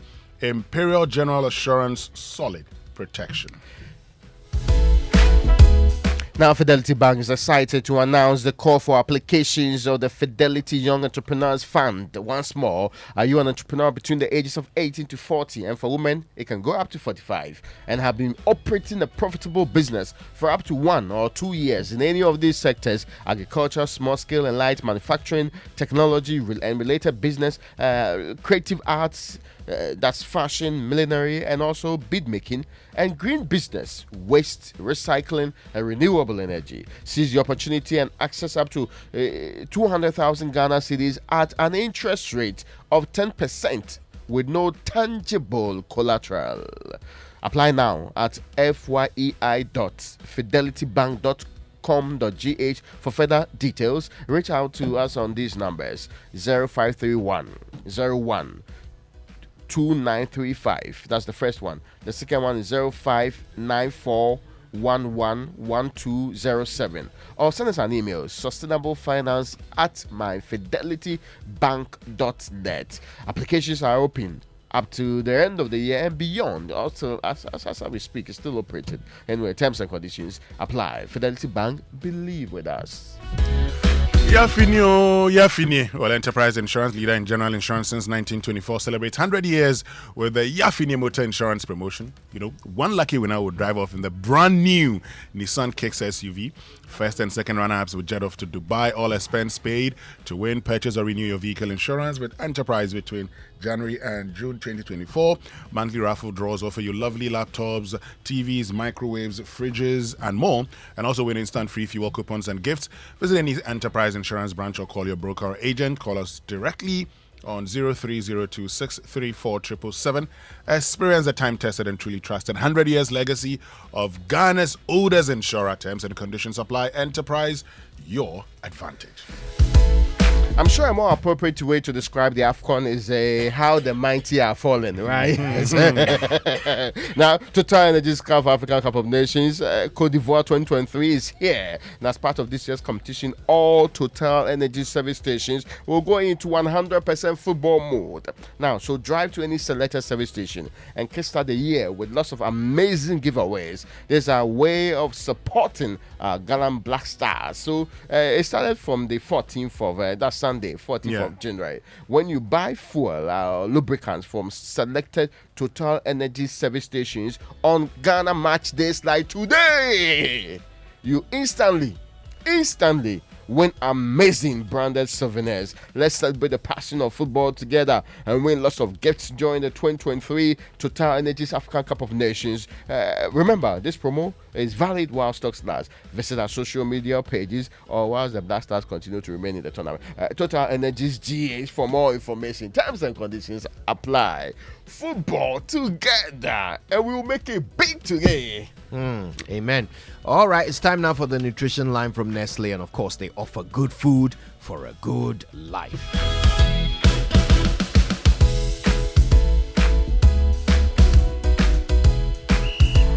Mavis, this your son? He'll be a football star. When does he train?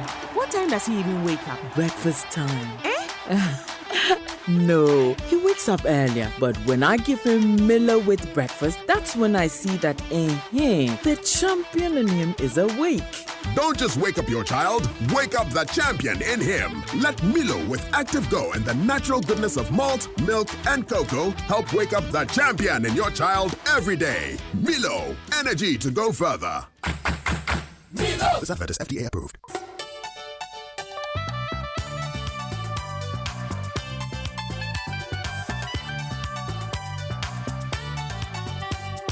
This is Nestle Nutrition Line. Nestle Nutrition Line is a public service program from Nestle Ghana Limited.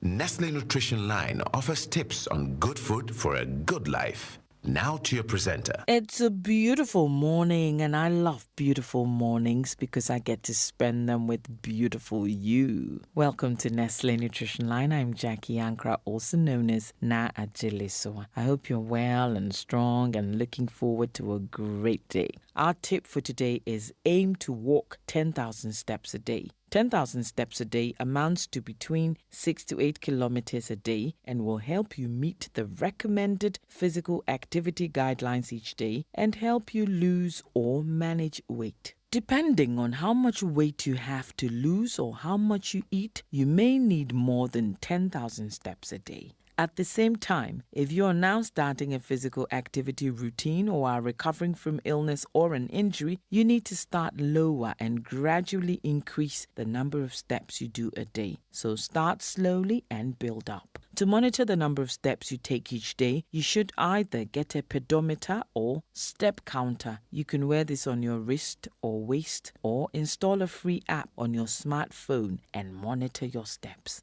If you are new to this, track your usual steps for a week and then aim to add 1,000 daily steps each week. Walking 10,000 steps a day will help you in your weight loss journey and also improve your heart health. It is important to get professional advice on what type of exercise will be okay for you. Oh, we're out of time again. But I look forward to spending more quality time with you on our next episode. So do please make a date. In the meantime, it would give me great pleasure if you would call one of our numbers or send an email sharing your ideas, your comments, your views, your suggestions with us. It's a partnership with the aim of building a lifestyle of health and wellness. So please reach out 0302 517 020 or 0302 211 880. Monday to Friday, 8 a.m. to 5 p.m. Toll free 0800 12 0001. Monday to Friday, 8 a.m. to midnight. Weekends and holidays, 8 a.m. to 5 p.m. To send a WhatsApp, SMS, or call between 8 a.m. and 8 p.m. 0593 845697, 0593 845649, or 0593 845708. Alternatively, you can send an email to consumerservices@gh.nestle.com. Keep smiling, keep shining. Make the world beautiful with beautiful deeds and inspire greatness. Whatever you do, inspire. Have a great day. Bye. Mavis, this your son. He'll be a football star. When does he train? What time does he even wake up? Breakfast time. No, he wakes up earlier, but when I give him Milo with breakfast, that's when I see that the champion in him is awake. Don't just wake up your child, wake up the champion in him. Let Milo with Active Go and the natural goodness of malt, milk, and cocoa help wake up the champion in your child every day. Milo, energy to go further. Milo! This advert is FDA approved. Wake up, have a great day, yeah. With nourishing Cowbell Premium Milk and Cowbell Vita-Rich nourishment for you. There's a Cowbell milk for you, for you, for you. Cowbell Vita-Rich and Cowbell Premium. Introducing the new Cowbell Premium Milk, high in protein, and the new Cowbell Vita-Rich, enriched with vitamin B9, both so creamy. Now there's a Cowbell for you. Cowbell, a creamy goodness. This advert is FDA approved. Be part of the moments to remember with AFCON 2023 on DSTV. Experience Africa's biggest football tournament with all 52 thrilling games live and in HD the way you like it. Enjoy expert commentary that will blow your mind. It's a gorgeous finish. Super goal. And the finest analysis to keep you in the game. Live your pride, passion, and love for Africa's beautiful game from the 13th of Jan to the 11th of Feb on Supersport or anywhere on DSTV Stream. Imagine strutting into the most anticipated wedding of the year. Only to see 7 other girls wearing your exact same outfit. You are special and one of a kind, and that's why whether it's voice, data, or SMS, you get to enjoy personalized offers tailored to your specific needs with MTN Just For You. Dial *141# or select your options on the My MTN app to redeem your unique Just For You package on Ghana's best mobile network. MTN. Have you ever thought of the one that makes you complete? An escape from the clutches of interest charges. With the Standard Chartered Visa debit and credit cards, payments are completed at the speed of light, intertwined with interest earning accounts. You also get unbelievable rewards every time you swipe. You have access to over 1,200 airport lounges worldwide. High credit limits of up to 100,000 Ghana cedis and up to 50 days interest-free with our credit cards. You also get to enjoy full multi-trip travel insurance for 90 days. Fees discounted at your feet with our globally partnered merchant points. Bills are always settled, not battled. Get the Standard Chartered debit and credit card now. Call toll-free on 0800 740 100 or 0302 740 100 or reach us via email on feedback.ghana@sc.com. Standard Chartered, here for good.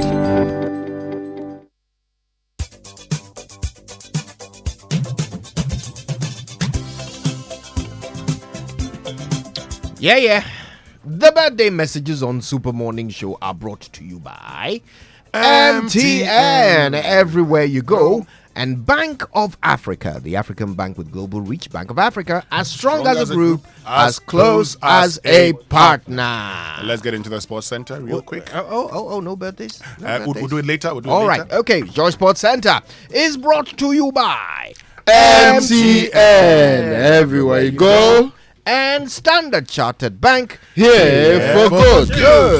DSTV. It's your moment. And Cowbell. A creamy goodness. So for all of you who have been complaining, yes, it's the 18th day of January. In 2 weeks' time, the month would end. But hey, in case you need money, the Standard Chartered Visa credit card is what you need to get.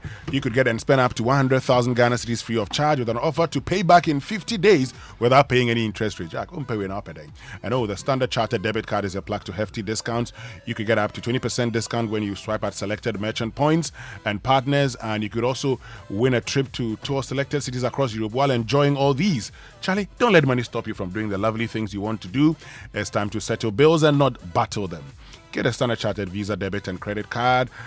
Chairman, boss lady, wait no more. Call toll-free on 0800 740 100 or 0302 740 100. Reach us via email on feedback.ghana@se.com. Standard Chartered, here for good. Now, did you know that MTN Momo now has an app? Yes, MTN Momo has a brand new app specially designed to make your Momo experience easier, convenient, and faster. Just download the Momo app on Play Store or App Store on your smartphone and look out for the blue and yellow icon. It's that simple. Momo app allows you to view your statements, pay bills, and so much more. Use the app for your Momo transactions and enjoy a 100% bonus when you recharge using the Momo app. So go on, download the Momo app now and start transacting with a flex at no data cost. Just Momo it everywhere you go. Thank you, Raymond. Good morning to all of you. Welcome aboard to the Joy Sports Center with me, Fentu, Tahiru Fentu.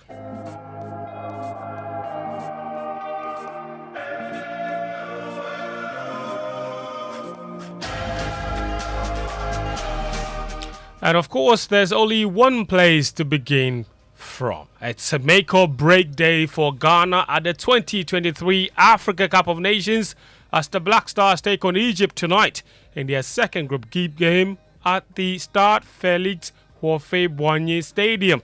The Black Stars must get a positive result against record AFCON winners Egypt to keep their hopes of progressing to the next round alive after losing their first game against Cape Verde. The Ghana head coach Chris Hughton addressed the press yesterday, and he says his team must raise their intensity against a much better team in his opinion.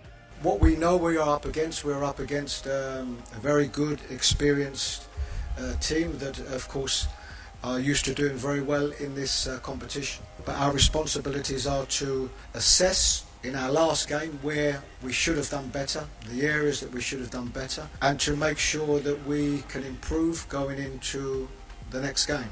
Our level has to be higher. We are playing on paper, a very good side, a better team. So we know that our levels got to be better. All right, and the Black Stars, of course, their chances of beating Egypt will be boosted if their star man Mohamed Kudus were to play. However, Hughton says a decision on if Kudus will feature in the match will be made later today. As most are aware, he joined camp later than anybody else because of an injury that he sustained in his last game for West Ham. We will continue to assess him. We have today and tomorrow morning to assess. He has trained the last few days, but we will assess him, as I say, today and tomorrow, and make a decision tomorrow. Interesting. So it's not certain yet whether Mohamed Kudus will play. Hopefully he does. Chris Hughton addressed that press conference alongside Jordan Ayew, who promised the team will fight for the Ghana shirt after their intensity against Cape Verde was questioned. Obviously tomorrow is going to be a tough game. The boys were ready. We put ourselves our own selves in this situation, so we need to come out of it. And we know you never know in football. So tomorrow we are ready. We'll give our best. We'll fight. We'll represent Ghana as well as we can. put in a better performance as a team, and hopefully tomorrow everyone will be happy.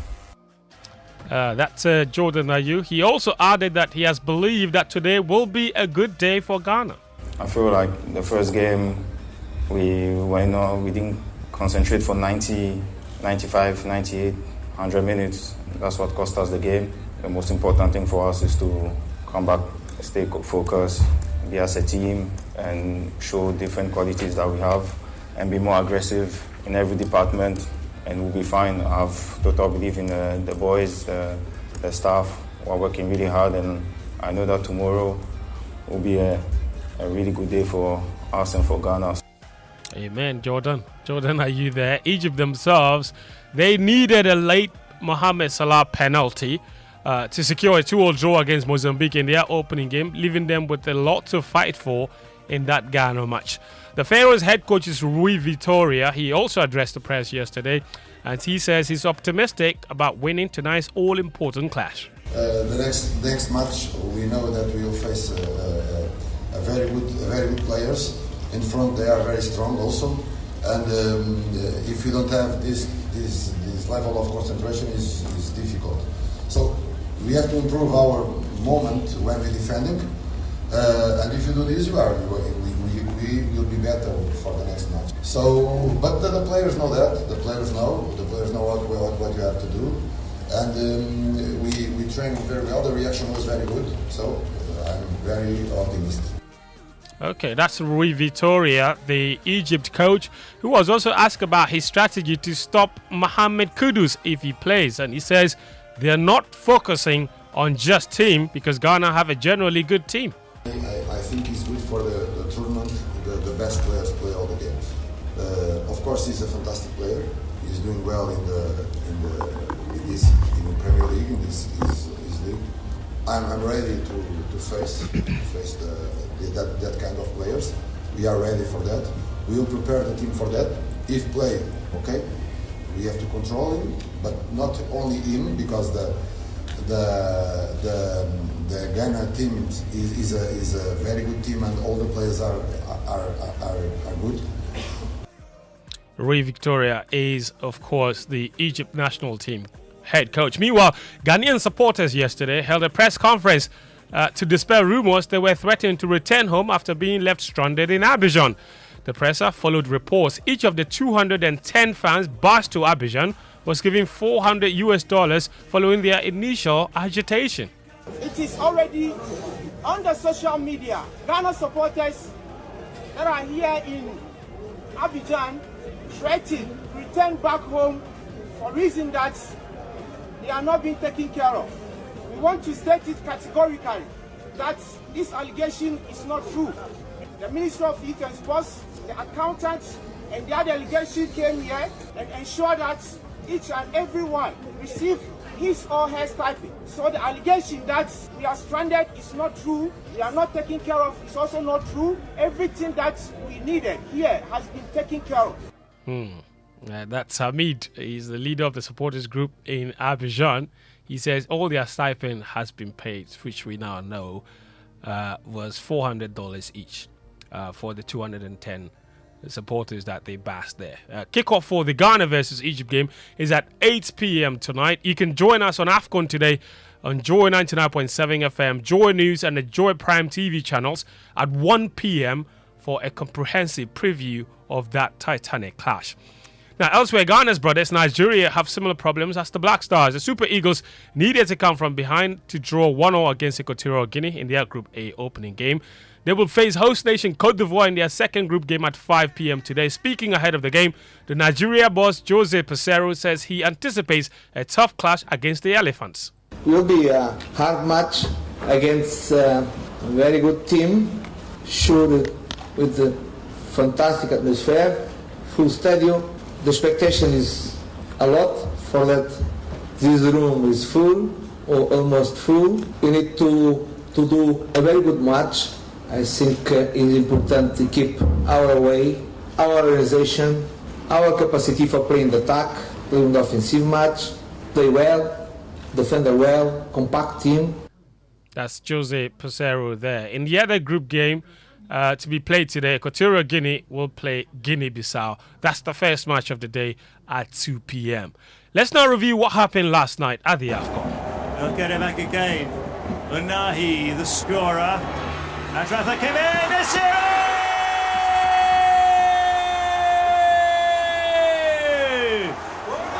And it's more like a rout now. That's right.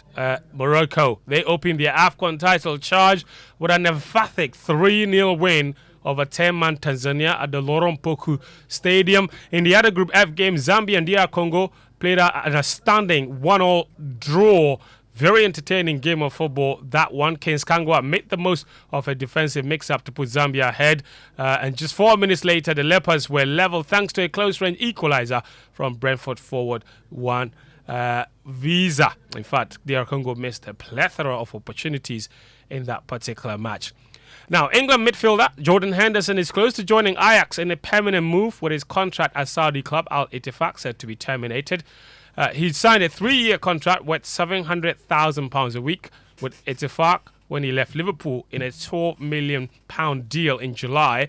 However, reports have suggested he's unhappy and wants to return to Europe, with Ajax set to sign him.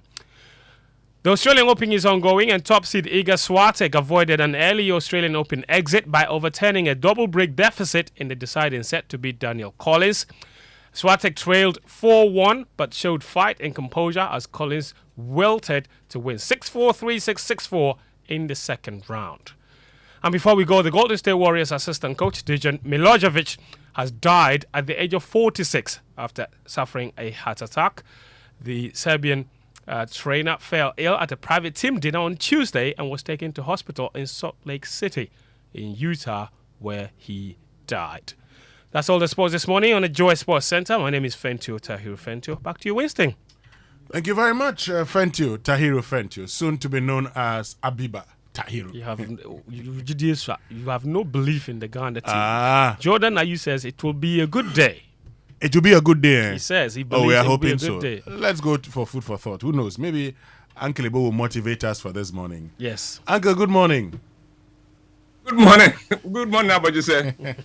And Fentio, good morning. Good morning, Uncle. How are you? Oh, I'm doing very great. I am in very high spirits. Just like me. Thank you very much. Winston is a very negative Uncle, person. you must be cautiously optimistic. That word only exists in Ghana.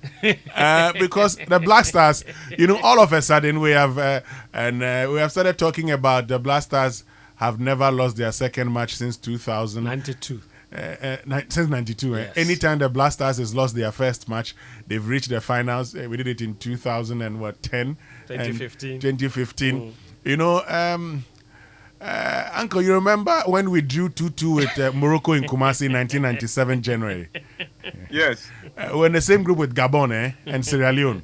We say if they draw, and then we beat this one, and this one beats Morocco, E.T. Mensah, may his soul rest in peace. I don't know if it's today that we are going to qualify for the 1998 World Cup. I don't know. No, but Ghana will like to calculate arithmetic. So the team gives us a lot of opportunities to do that. There are people who come to my shows. They don't come inside. They stand outside and look at the number of cars at the car park and say, "Hey, Papa, no nyesika." Hey, with the National Theatre 4,000 cry, that's what a year. With the multiply. 150,000 for you. So when we go to tournaments, we are multiplying. So we share. If this one scored this one and this one scored this many goals. Yeah. Let's see here.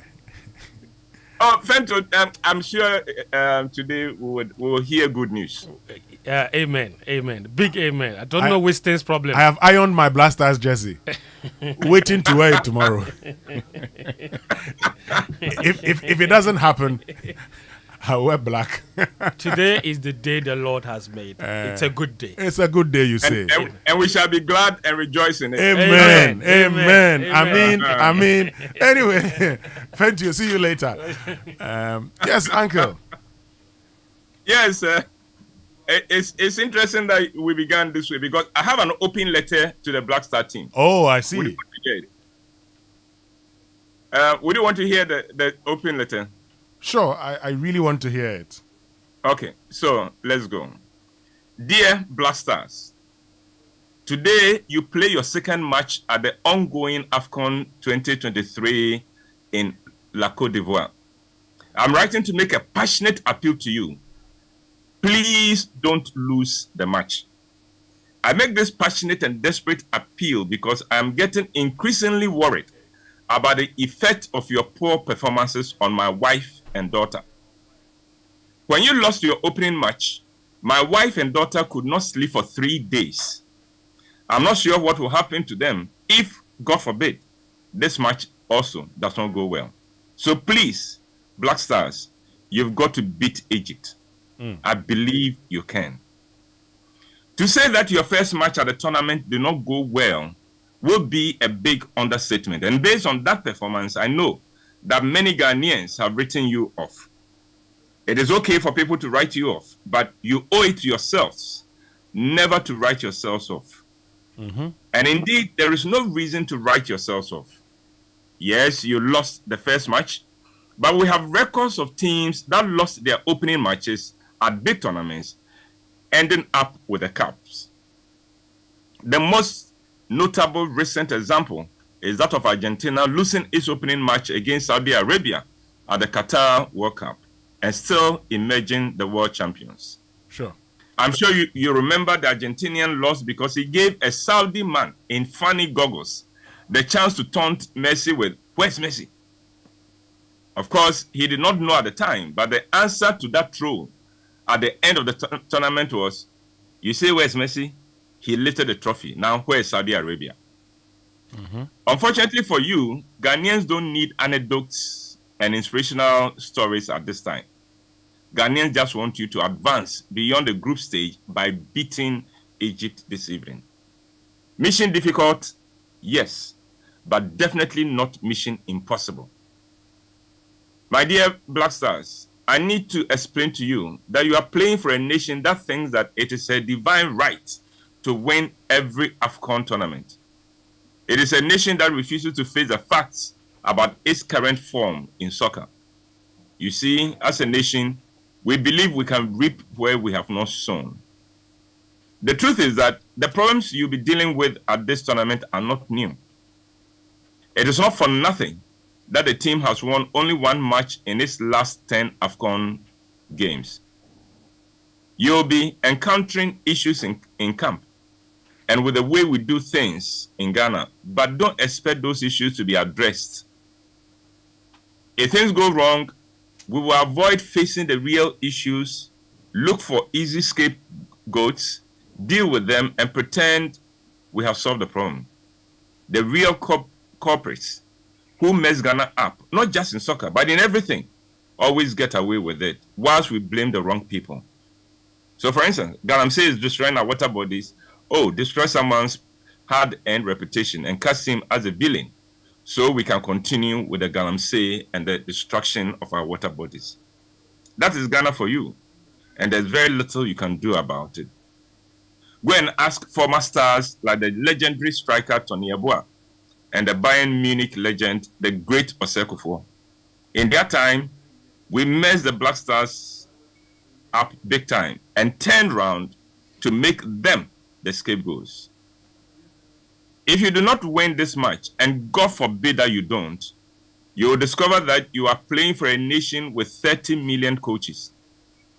And these will be 30 million people who are messing the nation up in one way or the other in their own ways. You see, we don't understand in Ghana that it is not only those of you who don the Ghana jersey who are representing Ghana.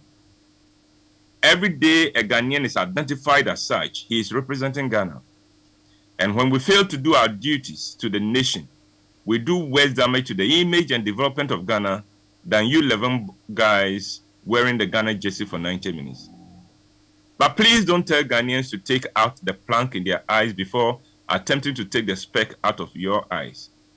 The reality is that when you wear the Ghana jersey, we expect you to do for Ghana what most of us will not do for Ghana. The average Ghanaian will never die for Ghana, but we expect you 11 boys to die for Ghana. It is hypocrisy of the highest order, but it is what it is. But don't fight the hypocrisy. Let it work for you. You see, in a nation where hypocrisy is king, appearance is more important than substance. So this evening, don't just play well. Give the impression that you are playing well. So walk on the pitch with serious, solemn faces on your serious, solemn looks on your faces. Let your facial expression give the impression that you are ready to kill for Ghana. When the national anthem is playing, put your right hand on your heart and look emotional, deeply emotional. During the match, don't smile or hug any Egyptian player, even if you play in the same club with that Egyptian. When you miss a chance, throw yourself on the turf and hit the ground with your fist and act as if the miss is so painful to you. And if your teammate misses a chance, rush on him and pretend you are giving him a serious talking to. And goalkeeper, if a defender allows an opponent to go past him to put in a shot, rush on the defender and pretend you are giving him the warning of his life. Oh, and Black Stars, when you score, and I pray that you score plenty this evening, please cut down on your celebration. Until the final whistle, act as if you want to score more, no matter the margin of your lead. So once again, dear Black Stars, please beat Egypt so my wife and daughter can sleep. I wish you well. We don't make Ghana worth dying for, but die for Ghana anyway. God bless our homeland, Ghana. All the best, Black Stars. Go, Black Stars. Of course. And I will say, they must go. That's what Yes, they must go, and they must ensure that we win today. Yes, they must. Yes, I want tomorrow to be a great day on radio. You know, if we draw or lose, tomorrow will not be a happy day. So I want the Black Stars to win, and I like, your message.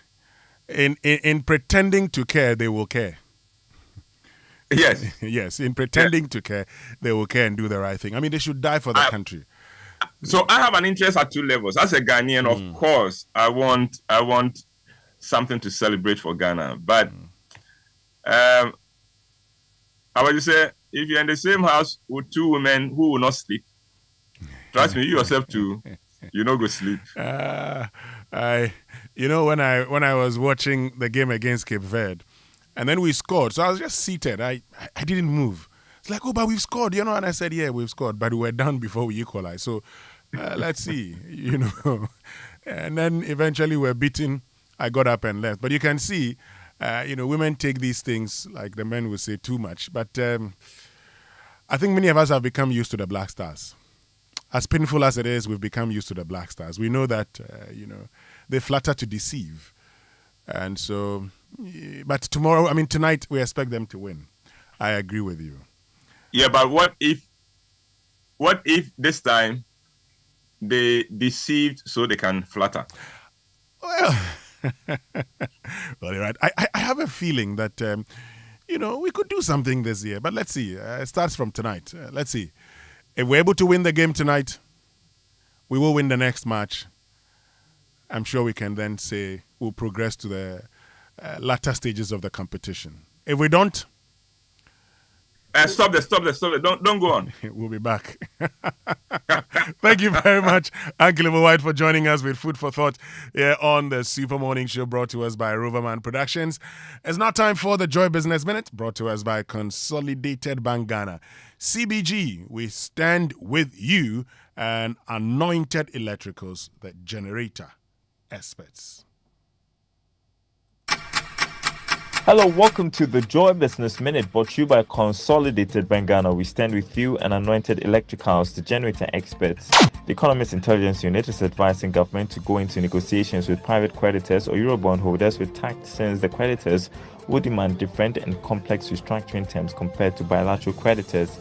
Government's quest to sustain inflation decline in the coming months to hit 15% by end of year may be under threat. The police reports that some commercial transport operators are working to increase fares on Monday. Ghanaians can now conduct international financial transactions directly in cities using their Visa cards. This cuts down costs whilst expanding financial inclusion. And Apple has once again been banned from selling 2 smartwatch models in the US whilst the legal battle continues over a patent dispute. And that's the Joy Business Minute, brought to you by Consolidated Bank Ghana. We stand with you and Anointed Electricals, the generator experts.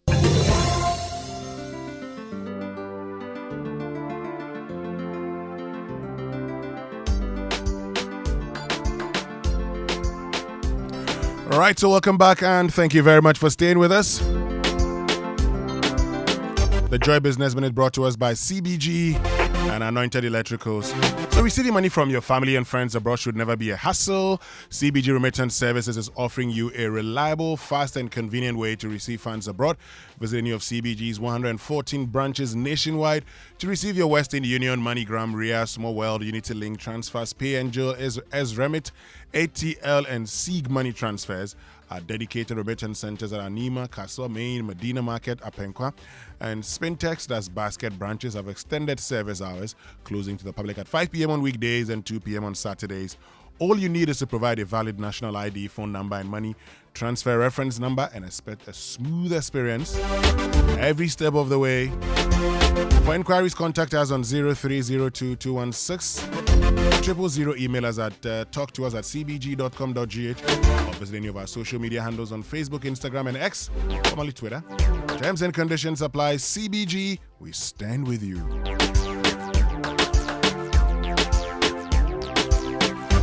And let's get interactive this morning. I'd love to know what your thoughts are here on the Super Morning Show this morning. Particularly the qualities you look out for in a president. Raymond has shared his.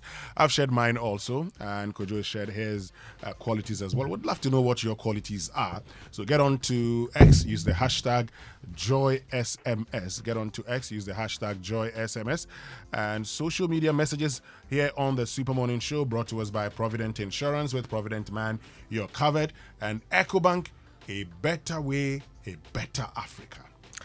Now, every day people face different emergencies. There's the police emergency, there's the fire emergency, there's also the medical emergency, you name it. But many Ghanaians don't know their emergency numbers. Well, here's one you would want to remember. Star 770 hash. Yes, star 770 hash is the new EcoBank money emergency number. Star 770 hash gives you instant access to loans, fund transfers, utility payments, airtime, and data purchases, and so much more, even without data. So there's no need to panic when you find yourself in any money emergency. EcoBank will always come to your rescue. Dial star 770 hash now for solutions to your money emergencies. EcoBank is the Pan-African bank. And on Big Stories this morning, brought to us by Vodafone Further Together, latest film, your partner for life. We'll also be talking about, the Kolebu Renal unit. Debt still not paid, Raymond. And I mean, when I spoke to the Minister of State at the Ministry of Finance, Mohamed Amin Adams, Dr. Mohamed Amin Adams, he assured us that, over the weekend, by Monday, we're not going to be having that conversation. It's been more than 2 months already. And we're still back to this conversation. I mean, is it that we just don't care? And in all fairness, I was one of the people who said categorically, no, that of course, if Amin says he will do it, he will do it. Yeah. Or it's going to be done, he's going to be done. And his hope, I mean, there should be a very good reason for this. I respect him. I trust that most of these things, but this is about the health of the people of this country. We know that the period that place was not functioning in full capacity, human beings died. Those with no options, those who really had no way of actually paying the exorbitant fees that are being paid at the private facilities. And let's not get it wrong, this is still 2023 we are talking about. A lot of hardship was and still in this country. So we're basically still saying on the quiet that when we promise that we will do the basic things, we won't do it. There should be a good reason. There should be something that will bring back belief in human beings, in government systems, believe and the integrity that government officials hold, because you can't justify this to anybody. Of course, you cannot continue for a day to say that we sat down as a collective, as a state, as a republic, and allowed 4 million to be the reason our compatriots died. Yeah, I mean, this is 2024. We have evolved as a people. We are not in the 16th century. So if it is still possible that monies, as much as 4 million, can lead to the problems, and this will be protracted. We did an entire show on it. We did a whole conference of a sort on it. People made promises in this country. Ministries, ministers, several people from different quarters came to the thinking, and even beyond that, we've seen several donations too. You remember the First Sky, right? They're actually the ones taking care of the renal units. Yes, the First I saw Sky. that they had actually spent about 30 million. Yes, the last around December or so, they did a massive donation to the same unit. Perhaps these are the things that are sustaining it. But why do we let down our own? Nobody pays their salary or their taxes to First Sky. It is the responsibility of a certain state that we give it money. So this day we can find for an emergency 4 million Ghana cedi. For how many months? You see, what saddens me, Raymond, is the fact that, and I have said this before, and we should get to a point, forgive me, where people would resign because their conscience tell them that, Charlie, this is terribly wrong. Look, and this is one thing I've always insisted. There is nothing we cannot do if we set out to do it. There is nothing we cannot do. And we have found emergency money. Yes, if we set out to do it. We've flown money to people who are actually playing football. Remember, Yes. we put on planes thousands of dollars. Millions of dollars. And so, I mean, it beats my imagination that we're here today having this conversation. It's only because, like our people say, because, I mean, it doesn't concern us. Yeah. And many of these persons who are supposed to be taking actions can afford to go to private facilities. And so it's not a priority for them. So if the people who go to this place, who the people are likely to die as a result of these difficulties with the payments and all the things that happen, and the shutdown for the period that we're talking about, if they are related to ministers, if they're a family of the president, will we as a people, would that have happened? Certainly not. And we'll get into this conversation. We'll talk about it here on the Spur Morning Show. But GCB Bank PLC wishes to remind all its customers not to pay attention to any message or phone call claiming to come from GCB Bank PLC asking you to link your Ghana card to your bank account or provide your Ghana card or account details. GCB will never send you a message or make a call to you requesting your account or card details. When in doubt, call 0800 422 422. 0800 422 422. Chat with us on our WhatsApp via 0202 422 422 or visit the nearest GCB branch. GCB is your bank for life. Let me give you some amazing news. Vodafone Cash Special Bundle just got sweeter with a new Vodafone Cash Special Voice offer. With only 5 Ghana cedis, you get 200 minutes of talk time, valid for 7 days to all networks. Make calls to all networks all week long at the best value on Vodafone Cash Special Voice offer.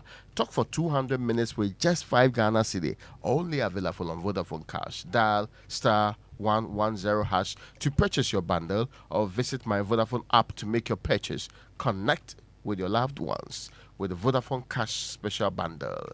Vodafone. When we return after these messages here on the Spur Morning Show, we start our conversation, of course, focusing on our health. Stay with us. We'll be right back after these messages. Brother Bernard. Oh, yes. Onya, this morning, the hunger won't finish me, oh. I beg. If we go buy go beg. This time, I want me she add small salad. Really? Small talia. Then soft cocoa. Specially made for me. Beg. You know how I dey like customize my choice. Because of what? You think say you dey buy Vodafone made for me bundle offers, eh? *530# be the code to get the best value offers made just for you. With 1 Ghana cedi safe, you fit do some. Hey, Brother Bernard. So you know Vodafone made for me bundles where you dey hide them from me, eh? Oh, just dial *530#. Vodafone made for me bundle offers go make you feel on top. Vodafone made for me Sheda cook some unbeatable bundle offers give you from voice data or voice plus data. I mean, just for you. Make you just dial *530# and subscribe to the Vodafone made for me bundle offers, or make you download the My Vodafone app today. No. Vodafone, further together. Across Africa, a new era has begun, connecting us with one purpose: to create and share opportunities to grow. Across our continent, across the world, we are creating a better way to a better future. A Pan-African future. Together. EcoBank. A better way, a better Africa. Provident Insurance welcomes you to a new year. Remember to insure your new car or renew your existing motor insurance from the 1st of January to the 31st of March. You can win free gifts such as fuel coupons and several other branded Provident souvenirs. Rush for insurance cover now. Terms and conditions apply. Your future happy days. With Provident, man, you are covered. It's the most action-packed breakfast show in town. The hottest music, the best giveaways, the great interviews, and all the laughter and fun you can imagine.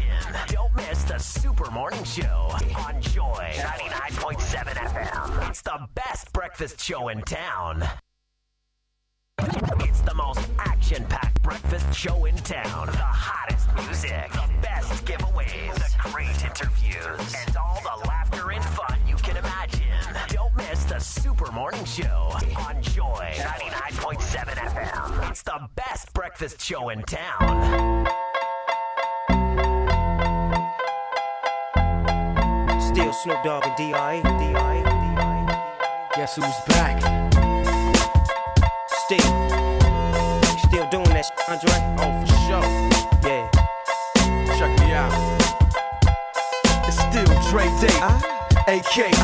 Though I've grown a lot, can't keep it home a lot. Cause when I frequent the spots that I'm known to rock, you hear the bass from the truck when I'm on the block. Ladies, they pay homage, but haters say Dre fell off. How? My last album was The Chronic. They wanna know if he still got it. They say raps change. They wanna know how I feel about it. You ain't up on pace. Dr. Dre is the name, I'm ahead of my game. Still puffin' my leaf, still with the beats. Still not loving police. Still rock my khakis with a cuff and a crease. Still got love for the streets, reppin' 213. Still the beats bang, still doing my thing. Since I left, ain't too much change. Still I'm representing for them gangsters all across the world. Still hitting them corners and them lolos, girl. Still taking my time to perfect the beat. And I still got love for the streets. It's the DRE. I'm representing for them gangsters all across the world. Still hitting them corners and them lolos, girl. Still taking my time to perfect the beat. And I still got love for the streets. It's the DRE. Since the last time you heard from me, I lost some friends. Well, hell, me and Snoop, we dipping again. Kept my ear to the streets. Signed Eminem. He's triple platinum, doing 50 a week. Still, I stay close to the heat. And even when I was close to defeat, I rose to my feet. My life's like a soundtrack, I wrote to the beat. Street rap like Cali weed, I smoke till I sleep. Wake up in the AM, compose a beat. I bring the fire till you're soaking in your seat. It's not a fluke, it's been tried, I'm the truth. Since turn out the lights from the world-class wrecking crew, I'm still at it, after mathematics. In the home of drive-bys and acmatics, swap meets, sticky green and bad traffic. I dip through, then I give you the DRE. I'm representing for them gangsters all across the world. Still hitting them corners and them lolos, girl. Still taking my time to perfect the beat. And I still got love for the streets. It's the DRE. I'm representing for them gangsters all across the world. Still hitting them corners and them lolos, girl. Still taking my time to perfect the beat. And I still got love for the streets. It's the DRE. It ain't nothing but mohawk shit. Another classic CD for y'all to vibe with. Whether you're coolin' on the corner with your fly, lay back in the shack, play this track. I'm representing for the gangsters all across the world. Still I'll break your neck, damn near put your face in your lap. Try to be the king, but the ace is back.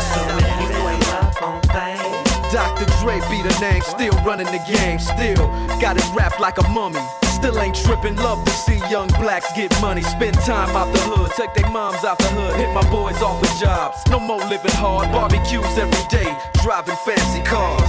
Still gon' get mine regardless. I'm representing for them gangsters all across the world. Still hitting them corners and them lolos, girl. Still taking my time to perfect the beat. And I still got love for the streets. It's the DRE. I'm representing for them gangsters all across the world. Still hitting them corners and them lolos, girl. Still taking my time to perfect the beat. And I still got love for the streets. It's the DRE.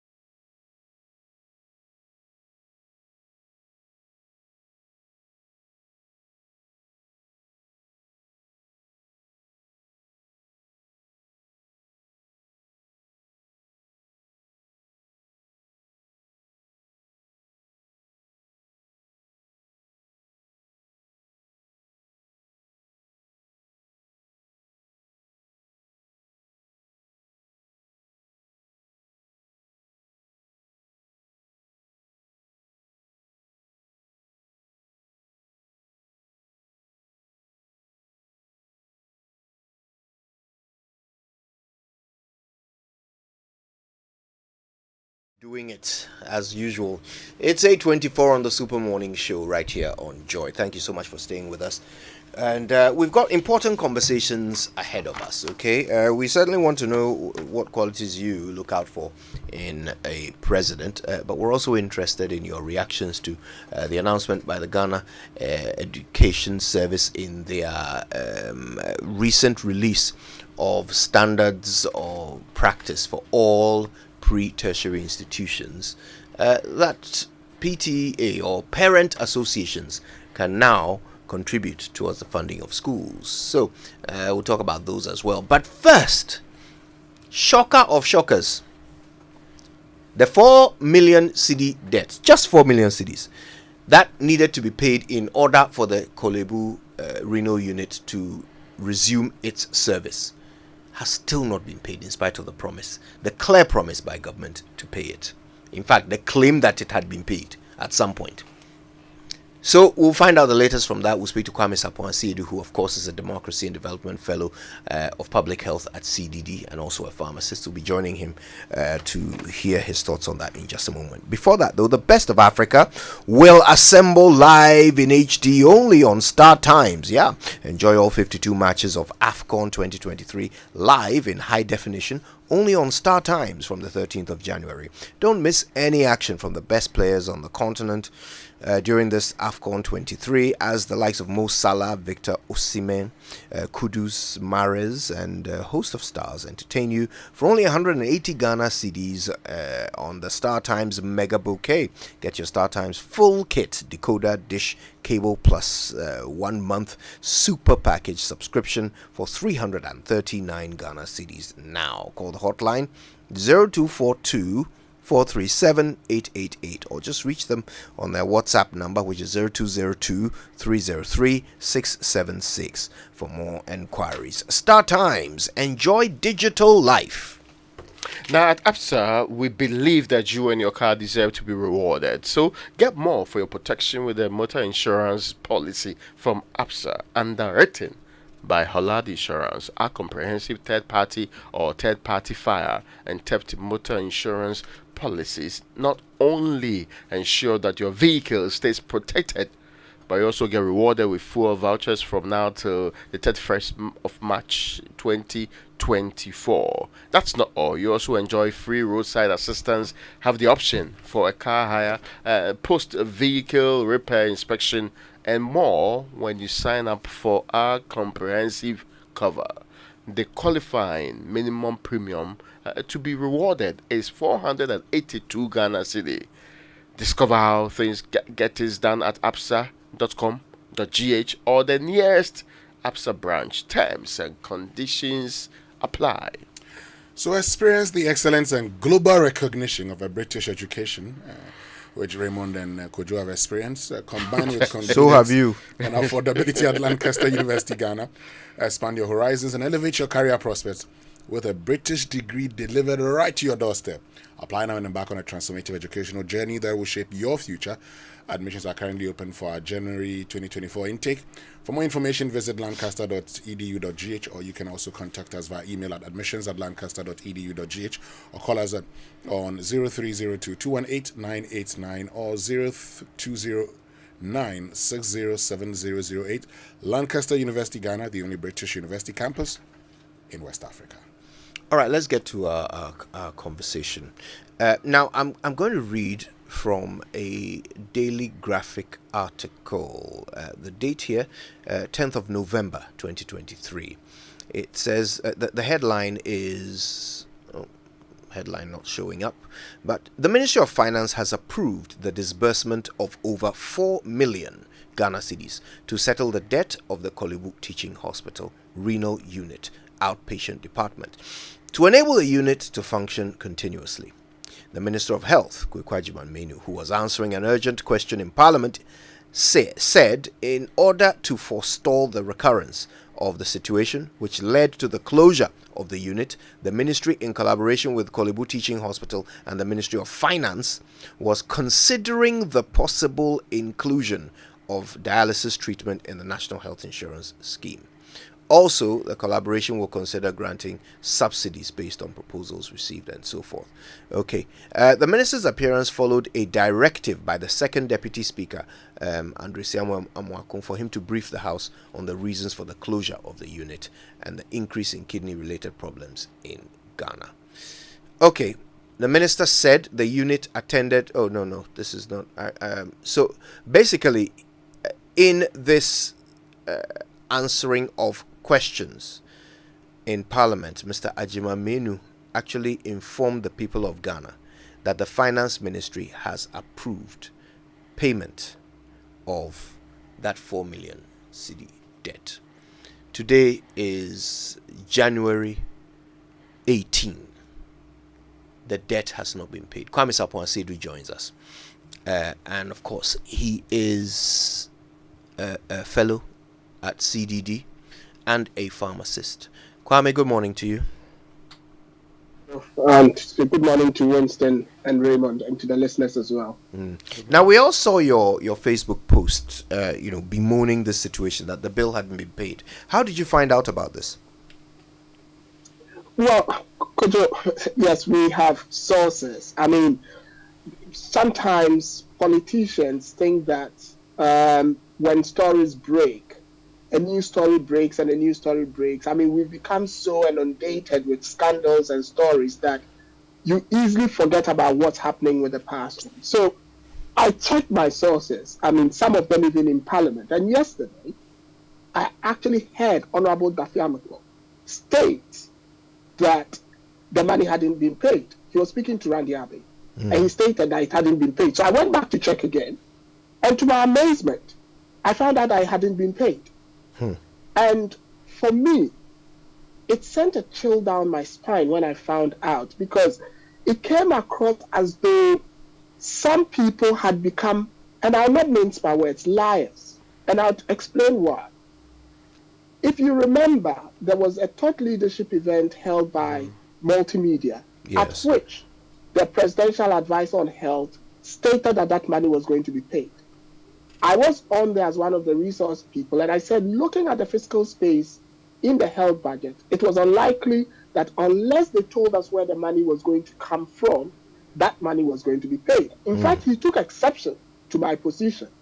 And I said on the program, and it's recorded so people can go and watch, I said, I never want to be a prophet of doom, but I'm someone who plays with numbers.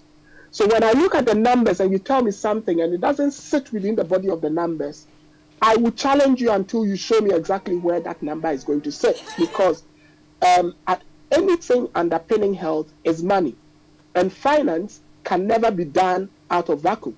It has to be done from a specific line. Winston and Co, who are numbers people, will tell you that when it comes to money, there has to be a specific line item for it, and there was none. So I then went back and I said, I heard the Minister of State in the Ministry of Finance also say, in fact, it was a Friday, he said by the Sunday or Monday it was going to be paid. It never happened. Then we had the Minister of Health, who is an accountant, who knows that this has to have an item line, go into Parliament, like you've just read, tell us that the Minister of Finance had approved that the monies get paid, and that other things were going to happen, like this was going to be put on the NHIS, and it didn't happen. And Parliament is a house of records. So I then started asking myself, if Honorable Daffy Amaklo is saying, and I checked with other parliamentarians, and they're all saying that the money hasn't been paid, then why is Parliament not hauling this minister back to say, you told us that this money has been paid, we find out it hasn't been paid, so what the hell is going on here? You see, and we forget that these are human lives. These are human lives. These are not numbers or pawns on the chessboard that are being pushed around. They are human beings. And from September, in fact, this unit closed in July.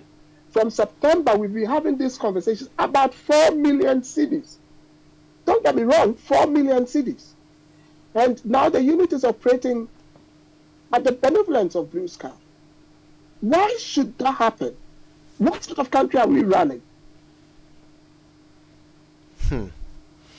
Now, obviously, the unit hasn't shut down. Like you said, it's running on the benevolence of people. But what is the effect, the long-term effect of this debt not being paid? You see, Kojo, I'm going to paint a picture. Yesterday, I listened to Uncle Echikwa talk about the situation he finds himself in. And at that time, I was looking at these numbers again. And this is the picture I'm going to paint. You are a retiree. You've worked very hard. And while you're working, you try to put your resources into schemes and instruments that will protect you during your retirement. So you bought financial instruments with EcoBank, with DataBank. You bought government bonds. You bought cocoa bonds, hoping that these would protect you. They'll pay your medical bills. Now you are retired and you have chronic renal failure. You have to be on dialysis. The cocoa bond is not paying you. The government is running you around like a rabbit. DataBank is not showing up. EcoBank is not showing up. The government that's supposed to protect you, the Securities and Exchange Commission, is silent. The government that is supposed to protect you is mute. What is that to you? Isn't that a government acting extrajudicially to kill you without telling you? So this is the effect, because Kojo, what tends to happen is that you realize that Korle Bu provides a subsidized dialysis scheme. A lot of these people would have to go to the private sector to get dialysis. When we last did the Thought Leadership Program, we realized that at a minimum, using the Korle Bu numbers, you needed about 85,000 Ghana cedis a year just to stay alive. That was using the Korle Bu numbers. When we computed it, and that didn't include other things. It was just that you're on dialysis, you were not using anything, you didn't have any chronic disease. Now, that 85,000 is going to go to about 140, 150,000. How do you want these people to survive? Someone tell us. Right.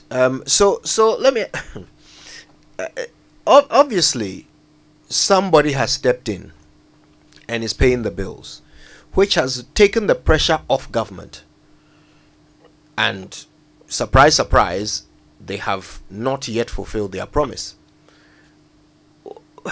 What should we do to make this government take this problem seriously? Kojo, you know what? I've come to the conclusion that this government is tired. The government is just tired. You can clearly see, if this is not a government that is tired, they wouldn't do some of the things we find them doing. So if you ask me what we expect them to do, the question I ask you is, what haven't we done? As a media house, what haven't you done? You've highlighted this problem. You've held thought leadership. You've brought all the stakeholders to the table. The government is still not showing through. What else can be done? And while these are going on, there are other problems springing up. If I tell you I know what can be done, apart from the government becoming humane and paying up, I just don't know. And that's my honest feeling. And that's a feeling of despondency, because I just don't know what we can do to force the hand of this government anymore. Right. Well, Kwame, thank you very much for sharing the information you've received, and we'll certainly also be looking into this to find out exactly what the situation is. But until then, thank you for your time. Kwame Sapon-Sedu is a Democracy and Development Fellow on Public Health at CDD. He's also a pharmacist. You see, Kojo, I've been listening to Kwame, and we've all been talking about this. You ask yourself a very simple question. Do our leaders care? Do they care? That's all I ask myself. So today is First Sky. When they did their Thanksgiving, about 32 million Ghana cedis. Yeah. This is First Sky coming to the aid of Korle Bu Teaching Hospital, the renal unit. And in the Republic of Ghana, we said we're going to make payment. Approval has been given. My little understanding of accounting is that if you allocate funds, let's say there's an emergency, and you give approval. When you give approval, based on the pressing need surrounding this, disbursements are made, and payments are made. Now, at what point in time was the approval given? And is the approval an indication that because maybe this was not part of our plan, we now decided to make allocations to it and then went back to sleep hoping that we would pay later? If you have an emergency, you have a contingency fund that should be able to take care of it. If you have an emergency, you can always engage environment of other expenditure to make provision for this. We're talking about the lives of people. I said earlier that their lives, we don't value it in this republic. We pretend. We go to church, pray, and pray for other people too. We attend birthday parties of people and wish them long life and all the other. We do wishes here all the time. But when it comes to the things that we need to do to safeguard the life of our people, we don't really value that much. And it shows in most of our decisions. We did chronicle that when the place was not functioning, human beings died. We did say that here, numbers mentioned, up to 17 or 19. And these are family members of people. People have to bury them, do funerals and move on with their lives and try to move on. But the only mistake they made was that they were Ghanaians. That's the mistake. A mistake they didn't contribute to because most of us did not choose to be Ghanaians, right? We were born here. We found ourselves here, so we exist in this part of the world. The difficulty is that being Ghanaian is become very, very painful. Ray, I want us to hear from the horse's own mouth. Let's find out what's happening at Korle Bu. We're joined by its CEO, Dr. Opoku Uware Ampoma. Doc, good morning to you. Hi, do we have Dr. Opoku Uware Ampoma on the line? Right, okay, we're working to connect to him just so that we can get the reality of the situation from him. But Ray, you were saying? Yes, so it's just the reality we find ourselves in this republic. The people you speak to will not listen. They will not fix it. They will make promises just to make sure that the news cycle forgets that this is still an issue in the Republic of Ghana. And people on the daily will have to face these difficulties. It is part and become part of our existence as a people. Whether we are collectively interested in rooting it out and getting to the bottom of it, I doubt that very much. I think that unless people are in very precarious situations, they do not care what is happening to their compatriots at this end. Because this matter, who else were we expected to talk to about it? We called out the president. We called out the ministers involved. We called out the authorities at Korle Bu. Basically, everybody who has one responsibility or the other. We even leveled every single allegation at the doorstep of the finance ministry, with the hope that their conscience will be pricked one way or the other.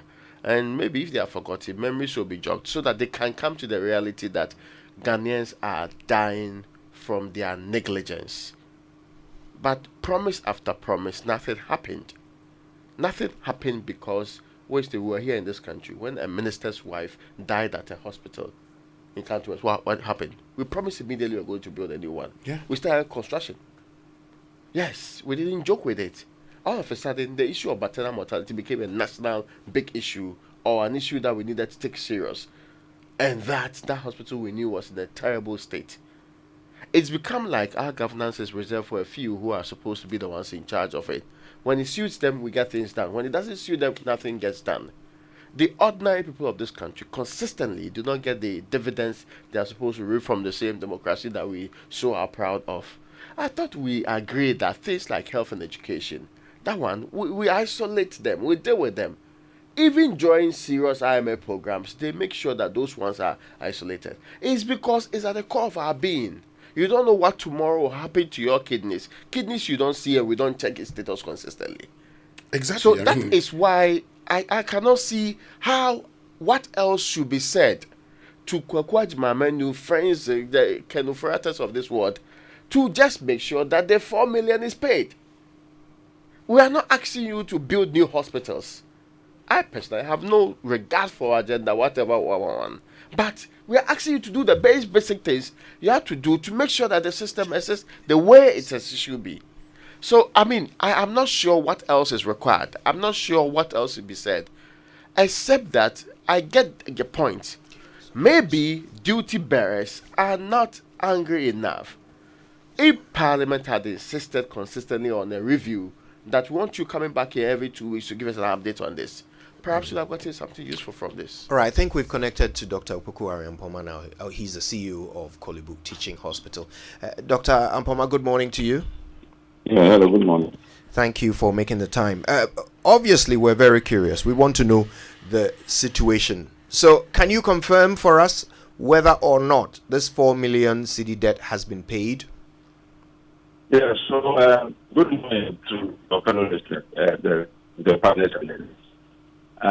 Yes, so I can confirm that at the day that the minister made the thing in Parliament, a letter was issued, one that was issued which authorized the release of the 4 million cedis. And so this 4 million cedis was released the Ministry of Health and has been credited to Korle Bu Teaching Hospital. So this was done last year.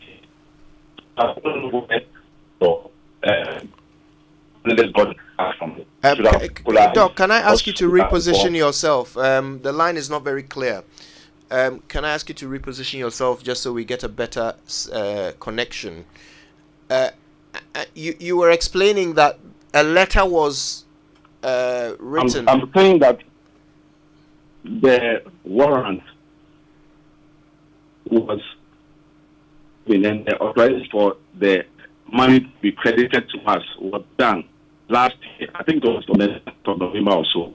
Okay. I have the document. I can finish with all the details later on. But then this has been credited to us after last year.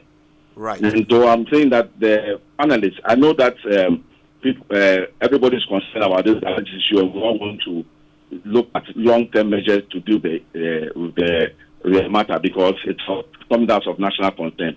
But I think that the discussion is not helped if we also put out erroneous information that seems to give the impression that some people are nudging on their responsibility or are callous or are insensitive because it helps the discussion. Because this money was released as of last year. So to clarify, Korle Bu has received the money. Yes, the money has been credited to us, yes. And have you used it to pay off the debt? Yes, so that's what is we are working on now. We are working on firm guarantees to get the outstanding equipment, consumables shipped in to the unit. Okay, so the finance ministry has given you the money, but you haven't paid the debt because you are negotiating with the creditors for the next supply. Yeah, exactly right. Because you realize that we were talking about some of the contractual issues. Whilst we're having the discussion, we talk about some of the contractual issues.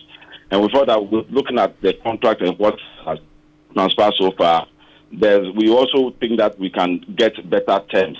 And we're also looking at other options because this is a closed system. So we're also looking at other options to make, to bring down the cost of dialysis even further. So that is being explored at the moment. So while you're... But the unit is running. Right. While you're exploring this, do you have enough supplies for your patients? Yes, at the moment we are working. So we at the moment we have supplies for now, and we are working on imminently bringing in further supplies to beef up what we have. Right. So how long will you be able to provide supplies before you need your creditors to step back in? And I have to double check on that. But I'm thinking that we have supplies for now. But we are working on bringing the rest of the supplies in as soon as possible.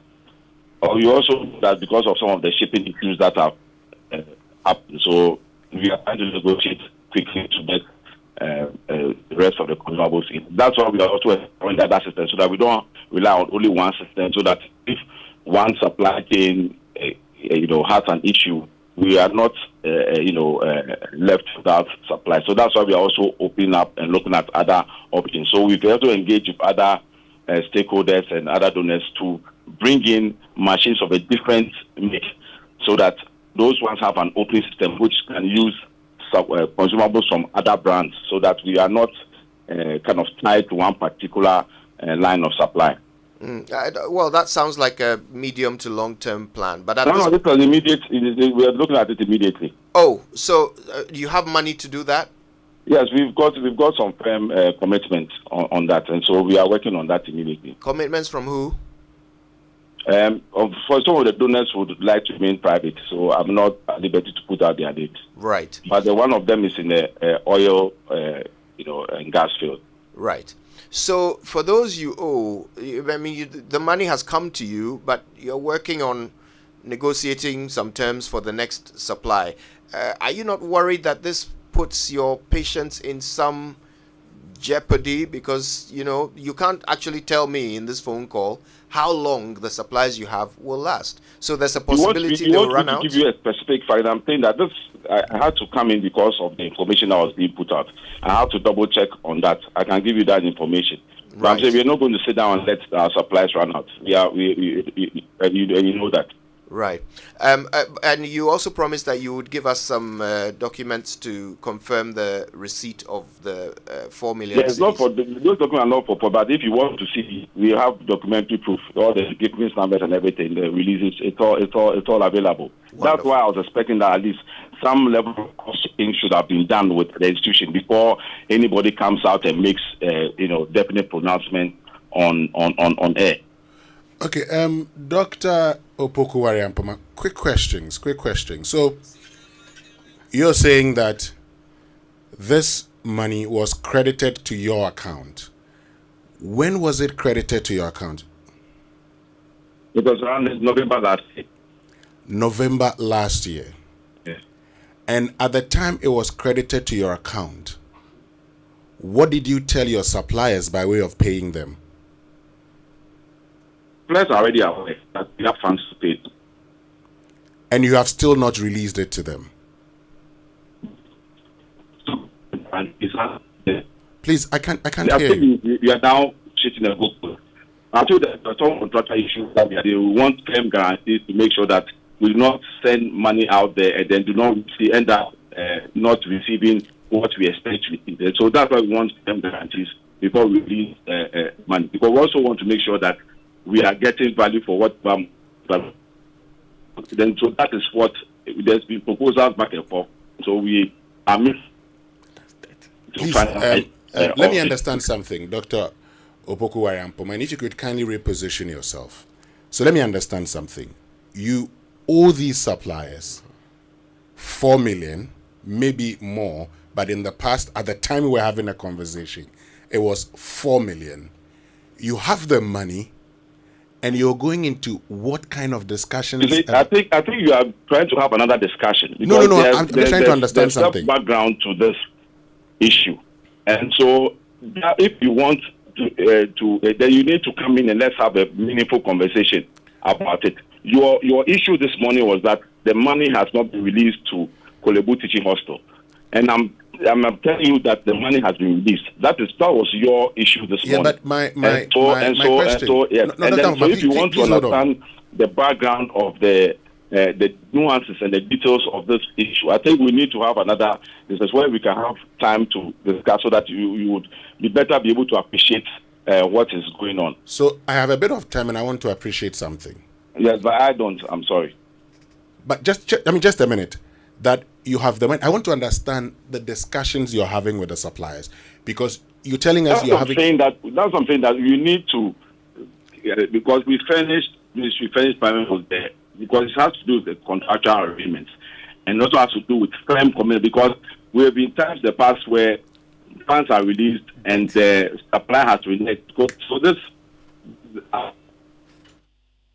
discussion last year, we put that there were also some contracts sorted out, and so that once payments be received, what is good and wanted clear guarantees. So that is what they are it's being finalized.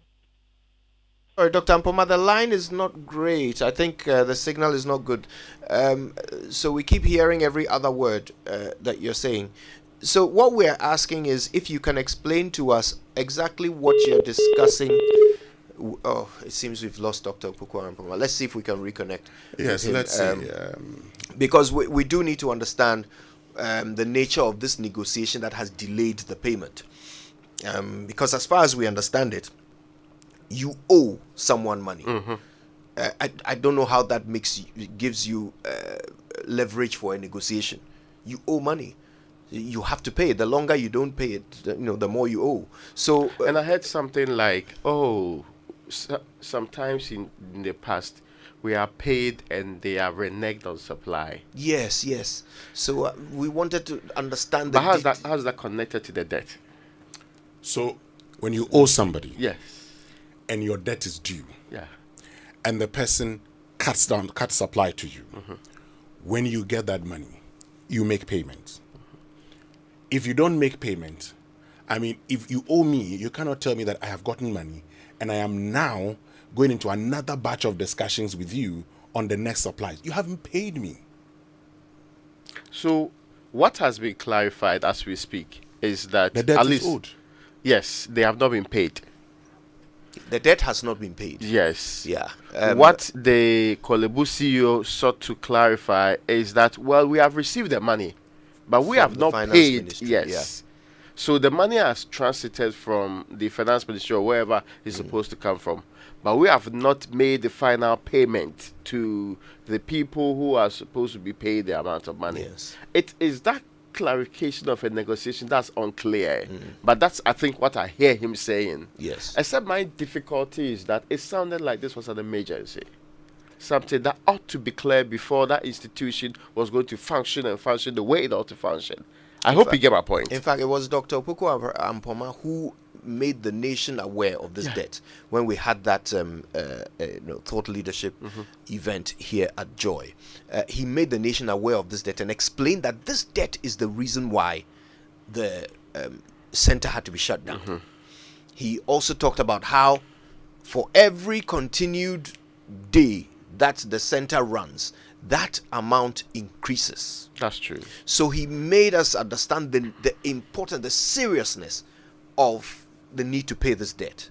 And as a nation, we all channeled our outrage and pressure onto government to release this money. Dr. Opoku Ampoma says the money was released in November. But the people who are owed have still not been paid. That is what we need Dr. Ampoma to completely clarify for us. At a point, he was saying that we need to have that conversation another time, but I think it's all the same conversation. Could you have a lot of things to say? So there's an arrangement that the people no longer, so they are holding on to the debt now. Yes.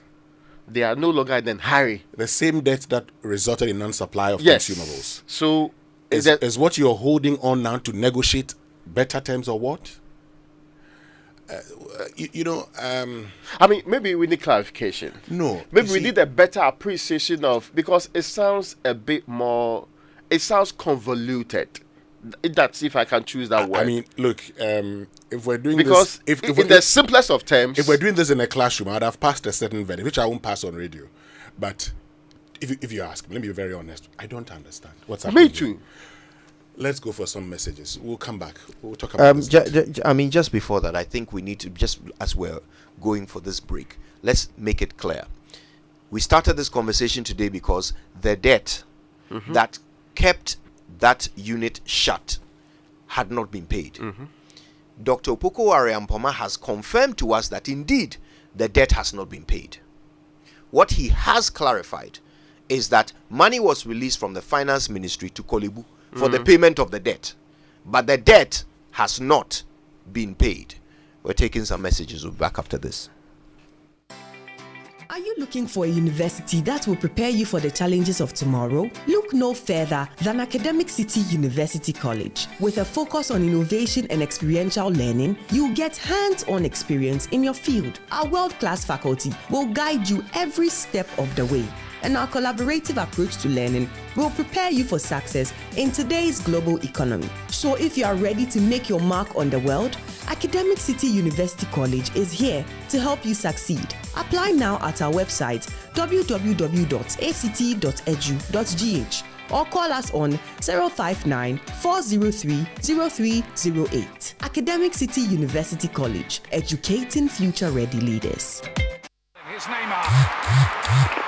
Hello, babe. Hello. Where are you? I'm home watching football. What's up? That reminds me. I hope we are going to Ivory Coast for the AFCON 2024 because I'm tired of watching it on TV. Don't worry, babe. I've got everything under control. Then my things are already packed though. Adansi Travels and CAF are making it possible for you to experience AFCON 2024 live in Ivory Coast from 13th January 2024. You can choose to go by air at a rate starting from $1,200 per person and $2,350 for couple, or by road at a rate starting from $890 per person and $1,750 for couple. Your flight, internal transport, daily breakfast, match ticket, and tours are all sorted. So what are you waiting for? Call 0595 500 817 or 0556 310 404 to book now. Adansi Travels, fuel life's beauty. You no longer need to travel far to access your funds, send from abroad, or conduct local transfers. With a network of 147 rural and community banks, RCBs, and more than 800 locations across the country, ARB Apex Bank and the RCBs boast of the largest bank branch network in the country for all money transfer services. Whether you are receiving funds from abroad or conducting local transfers, ARB Apex Bank and rural and community banks provide you with the convenience through various trusted money transfer services such as Western Union, Ria Money, Unity Link, Apex Link, and Ghana Pay. Visit us today to access a wide range of banking and money transfer services. ARB Apex Bank and rural community banks, together for progress.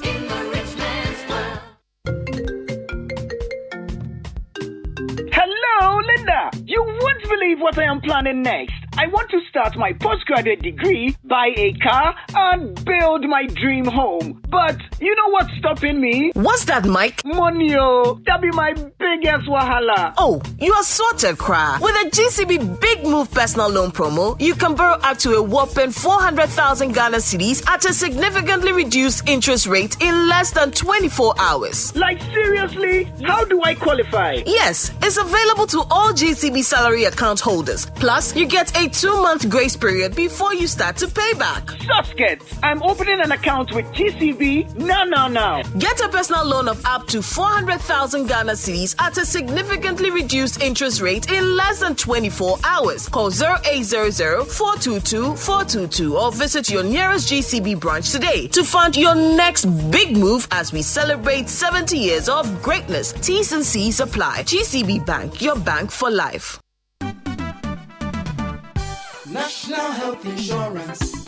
Great news! The National Health Insurance Scheme (NHIS) has waived the waiting period for all members aged 70 years and above. All 70 years and above are also exempted from paying a premium. Enrollment and renewal are absolutely free on the NHIS. Members who are 70 years and above can automatically access healthcare when they newly register with the NHIS or renew their membership annually. You are no longer required to serve the 1-month waiting period for late renewals. Dad, mom, grandpa, and grandma, let your old age be filled with good health and access instant healthcare at zero cost on the NHIS today. Download the My NHIS mobile app to register with your Ghana card or visit the nearest NHIS office. Terms and conditions apply. For details, contact the NHIS call center on 054-444-6447 or 0302-746-447.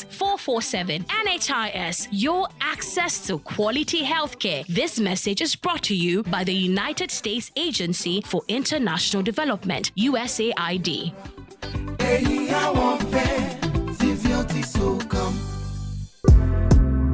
Coffee in your cup. Enjoy on the set. The Super Morning Show is always the best bet on Joy 99.7 FM.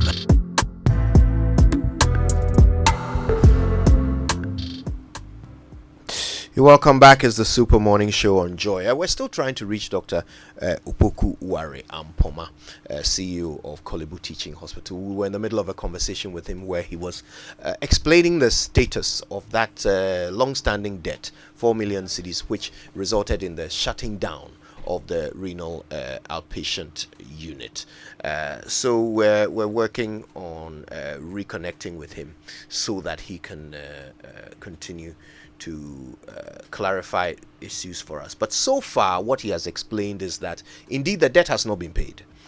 Money has been released to Kolebu, according to him, from the finance ministry to pay this amount. The 4 million cedis has been released to Kolebu, according to him. But Kolebu is engaging in some manner of negotiation with the supplier before the debt is paid. That was the last thing he said to us, and we were seeking to understand exactly what that must mean. Kojo, yes, so a few things would come to mind. Is it the case that the supplier has certain supplies outstanding? If they have certain supplies outstanding, then you can say, Raymond, bring those supplies and come for your money. Mm-hmm. If it supplies you consumables and machines, and probably hasn't supplied certain machines, which by virtue of your signing of a contract deems the transaction to have occurred, and thus expects payment, you can also then make the point and say, okay, so we actually said that at your supply of this, it's all based on the contract that you signed. Based on your supply, we will make payment within these number of days, weeks, or months. So you will look at your contract. If you have to make payments, you make payments based on what has been supplied or what has been agreed. If he was supposed to supply you anything and did not supply you, then based on the contracts that you signed, you can actually go back and say, because you didn't supply this, we are not going to make payment for it. Because mind you, the transaction, because of the kind of accounting we do here, is deemed to have happened once you agree. The supply is expected to be made, and you are expected to make payments. If the supply hasn't been made, and there is no, expectation of the supply being made, you don't make payment. So is it the case then that they are trying to reconcile, and that should be the term, reconcile the debts owed based on the supplies made? Then that's okay. But that's not what you get clearly from Dr. Opoku Ware Ampoma's. I get a guarantee of supplies and all, and which, to be very honest with you, I don't understand. And we are coming from a certain premise for people who do not understand. For some months, the people stopped supplying because they had not been paid. That's what we made know, right? Everybody in this country understood that perfectly, never disputed. They stopped supplying because there was an outstanding 4 million debt. And that's why we kept saying in this country that we can't let people die because of 4 million. And that life is more important than the 4 million debt we are talking about. I hope you get that. Yeah. So it shouldn't be surprising that there are questions as to why, if we are to believe indeed that, and in fact, that this 4 million has been paid or transferred from government to Kolebu. If we are to believe that particular premise, it will stand to reason that the question will be, then have we made due our commitments to the people? The understanding we have is that the people have perhaps restituted or continued the supply. That's the impression we are being given today, right? That they are continuing with the supply, but we have not paid them, and we've gone into some form of negotiation.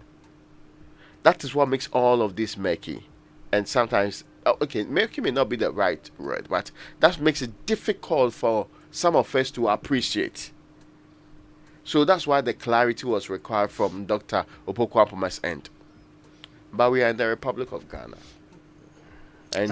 And we have sufficient experience to sometimes surmise why these things happen. We are still... And we are not even concluding now.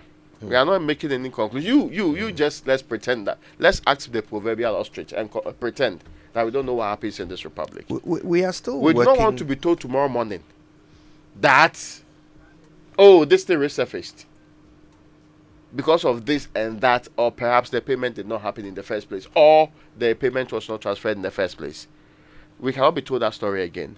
And that's why all of these is required, because at the end of the day, it's the lives of the people in this republic we're talking about. We are still working hard to reconnect with Dr. Opoku Wariampoma, because I cannot stress enough how important it is for him to help us understand the situation. I mean, it's unfortunate, but the record, the history of this particular matter is not good. Mm-hmm. It was not very straightforward. A lot of promise You to will pace. remember that originally, when this matter was brought up by the young lady during the Occupy Jilobi protest, the response from Kolebu, when a poster showing increased prices, over 100% price increase, when it came out, the response from Kolebu, in fact from their CEO, was that the prices have not been increased. Mm-hmm. Meanwhile, I think we all know that that poster could not have been put up there without any authority being aware of it. But we were made to believe that it was done on the blind side of the authorities. Then later, it was even brought up that this is something that should actually have gone to Parliament. So you know that the lack of clarity in this narrative, has been there from the beginning. So this is not the time to leave anything ambiguous. This is the time to make everything clear for us to understand. Why is it that the money has been given to you to pay this debt? The debt that you told us all that it is important, it is urgent that this debt be paid so that this unit can be reopened. Now the unit has been reopened. People are donating money for it to stay open. And you are holding on to the money that you owe the supplier. This was a money problem. Pay the money and get the supplies. Now you have the money, but you haven't paid it. You need to help us understand why. Now you are telling us that you are looking for other machines that will use other brands of consumables so that you don't have to rely on the supplier. So is that what it is? Are you trying to put pressure on a supplier so that you remove them from the chain and replace them? Is that what is happening? But if that's what is happening, then why did you make us all get so agitated and put so much pressure on the government to release money Kojo, when you are not ready to pay it? Last year, the conversation was about, we owed for supplies not paid for. Yeah, so that's that's not in doubt. These are supplies we haven't paid for.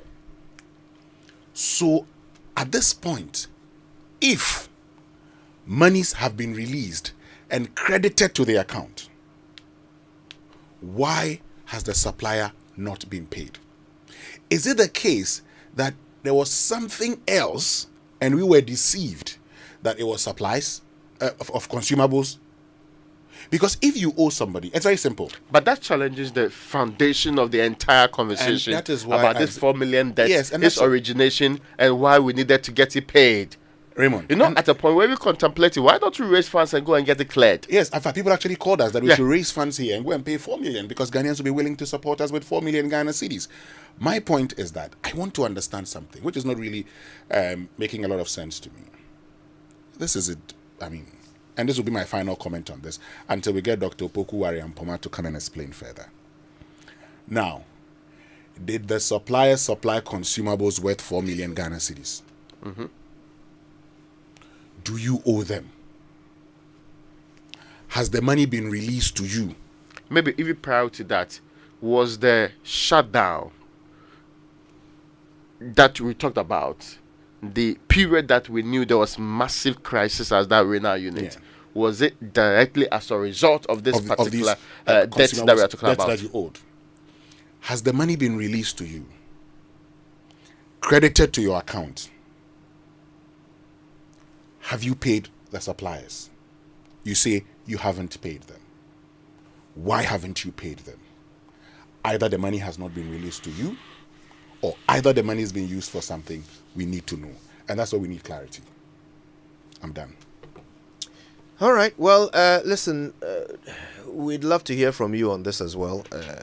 All your thoughts on it. So use the hashtag JoySMS when you go on X, and we will read some of your posts as soon as we can. All right. In the meantime, text messages are also welcome. You can send them to 055-111-997. Send them to our WhatsApp platform. Okay. Text messages on the Super Morning Show are brought to you by GCB Bank PLC. GCB Personal Loan. Make that big move and dream a reality. So make that big move with GCB Personal Loan. GCB, your biggest, largest bank in Ghana, is offering GCB salaried account holders personal loans in less than 24 hours to fund your next big move. With GCB's Big Move Personal Loan promo, you can access up to a whopping $400,000 at a significantly reduced interest rate, with a 2-month repayment grace period to meet your urgent financial obligations with a smile. It's time to make that big move, be it educational fee payment, buying a car, or building your dream home. GCB makes these dreams a reality and life easier for its customers. So let GCB lend you the needed support to make that big move to take care of those urgent personal needs. Visit any GCB branch or call 0800-422-422 for further inquiries. Terms and conditions apply. GCB, your bank for life. Now, the second edition of the highly anticipated Africa Prosperity Dialogues is actually some 7 days away. Africa Prosperity Dialogues 2024 is the event at which Africa's political and business leaders meet to take actionable and bankable decisions towards building an African single market. Africa Prosperity Dialogues will take place from the 25th to the 27th of January 2024 at the Peduasi Presidential Lodge, Abri Hills, in the Eastern Region.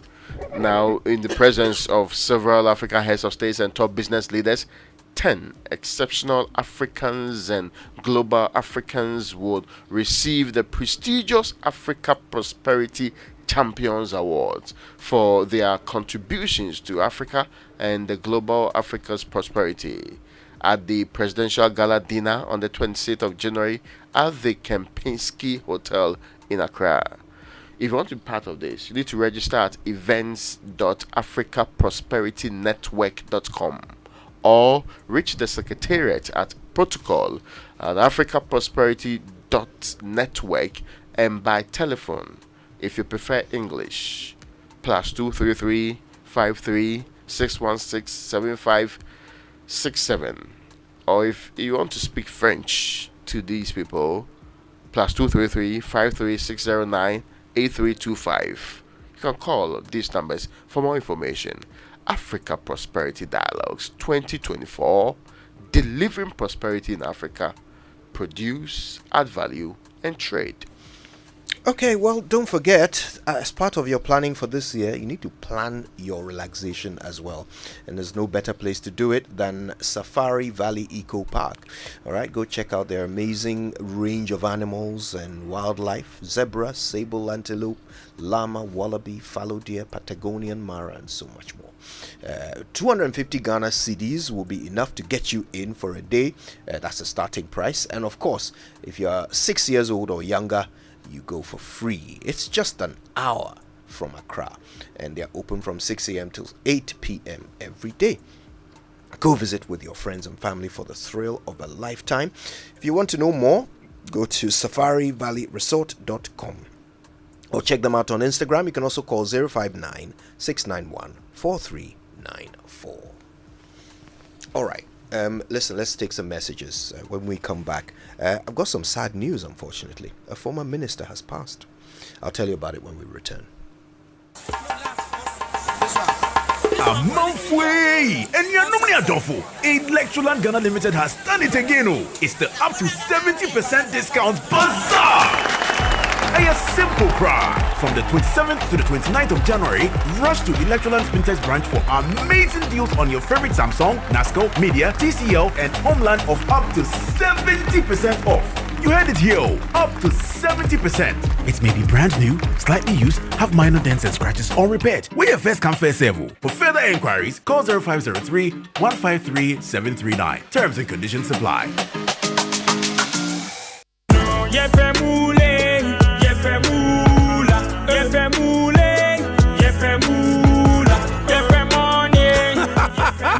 Introducing Pick 4 from Game Park Games, the easiest lottery to play and win. Pick 4 numbers from 0 to 9 up to 3 times a day to become one of our daily winners. More moolah, more power. Play online at www.gameparkgames.com or dial *946# to play. Game Park Games is regulated by the National Lottery Authority, not for persons under 18. Play responsibly. Pick 4 from Game Park Games. More moolah, more power. Are you hoping to start university this January? If you want a British degree from a world-class university at a fraction of the cost, then join Lancaster University Ghana right here in Accra. With a diverse student community, vibrant campus life, and up to 50% scholarship to support your study, Lancaster University Ghana provides you with a world-class education that creates endless possibilities globally. Don't miss this once-in-a-lifetime opportunity. Apply to join Lancaster University Ghana, where learners become leaders. Admissions are currently open for our January 2024 intake. Apply now for our foundation program. For more information, contact us on +233 030 221 8989 or send an email to admissions@lancaster.edu.gh. Lancaster University Ghana, the only British university campus in West Africa. Let me share my experience with you at the new Aqua Safari Resorts. When you arrive, you're greeted by warm smiles and introduced to your 24-hour butler who already has your itinerary sorted. Enjoy water sports activities like jet ski rides, kayaking, water sliding, flyboarding, and castanet fishing. You can even have your lunch here on the boat cruise. Let the tour guides take you through the sceneries of the mangrove forest, the friendliness of the animals, while you pet and feed them. We chose to have our breakfast with a beautiful sunrise right in front of our cabin. Visit Aqua Safari Eco Resort in Ghana, bringing you closer to nature. It's the most action-packed breakfast show in town. The hottest music, the best giveaways, the great interviews, and all the laughter and fun you can imagine. Don't miss the Super Morning Show on Joy 99.7 FM. It's the best breakfast show in town.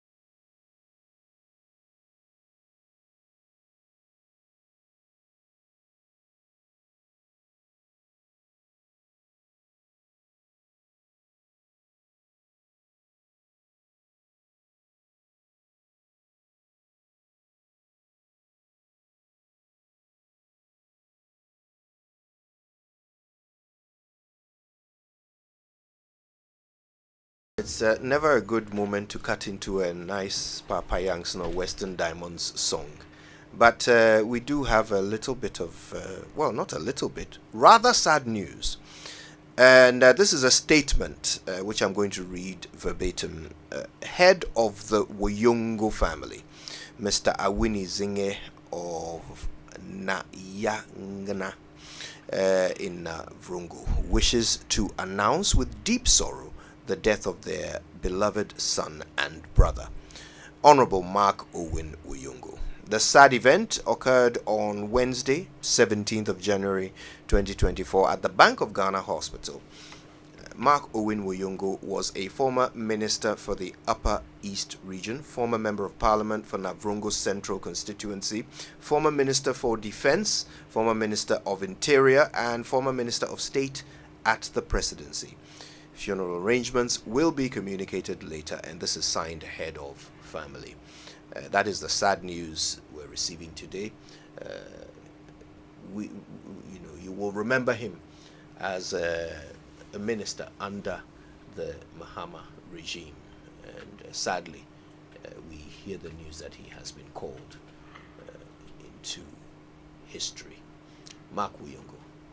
Very terrible story. In fact, he held several ministries from the original throughout to coming down to interior and all the other ones. He was a member of parliament for Navrungo Central. Yes. So, yeah, well, terrible story for a day like this anyway.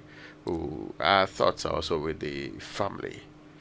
I actually, monitored his vetting in 2009 when he was having contested the Navrungo Central seat and lost to the late Kofi Ada. He was made Upper East Regional Minister and eventually contesting that seat in 2012 and winning and coming to Parliament. And once he got to Parliament, he became Minister of Defense, Interior, and Minister of State.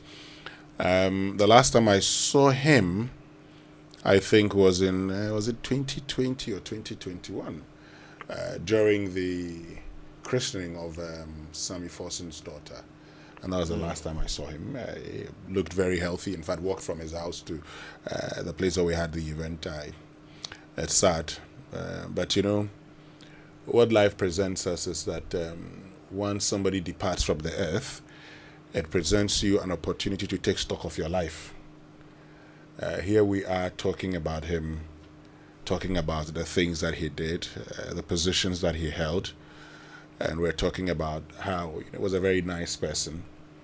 The question is, what will be said of you? May his soul rest in peace. Our condolences to his immediate and extended family. Yeah, indeed. We all have personal memories of him, and it's quite sad. It's quite sad. He was such a wonderful gentleman, lovely, rich voice, very thoughtful and caring. He helped me get a certain license that I required by showing me the correct procedures for me to apply. I'll always remember him for that and other wonderful acts of thoughtfulness that made him a very, very amenable human being. May he rest in peace. All right. Well, we're still working on reaching Dr. Opoku Wariampoma. It doesn't look like we'll be able to get him back. But this is a story that obviously cannot go away. We need to verify everything. We need to check everything. We need to check every claim that has been made. He says that the money was released into Kolibu's accounts. He says there's documentary evidence of this. We need to check that. We need to understand why, following this release, if it did happen, the creditors have still not been paid.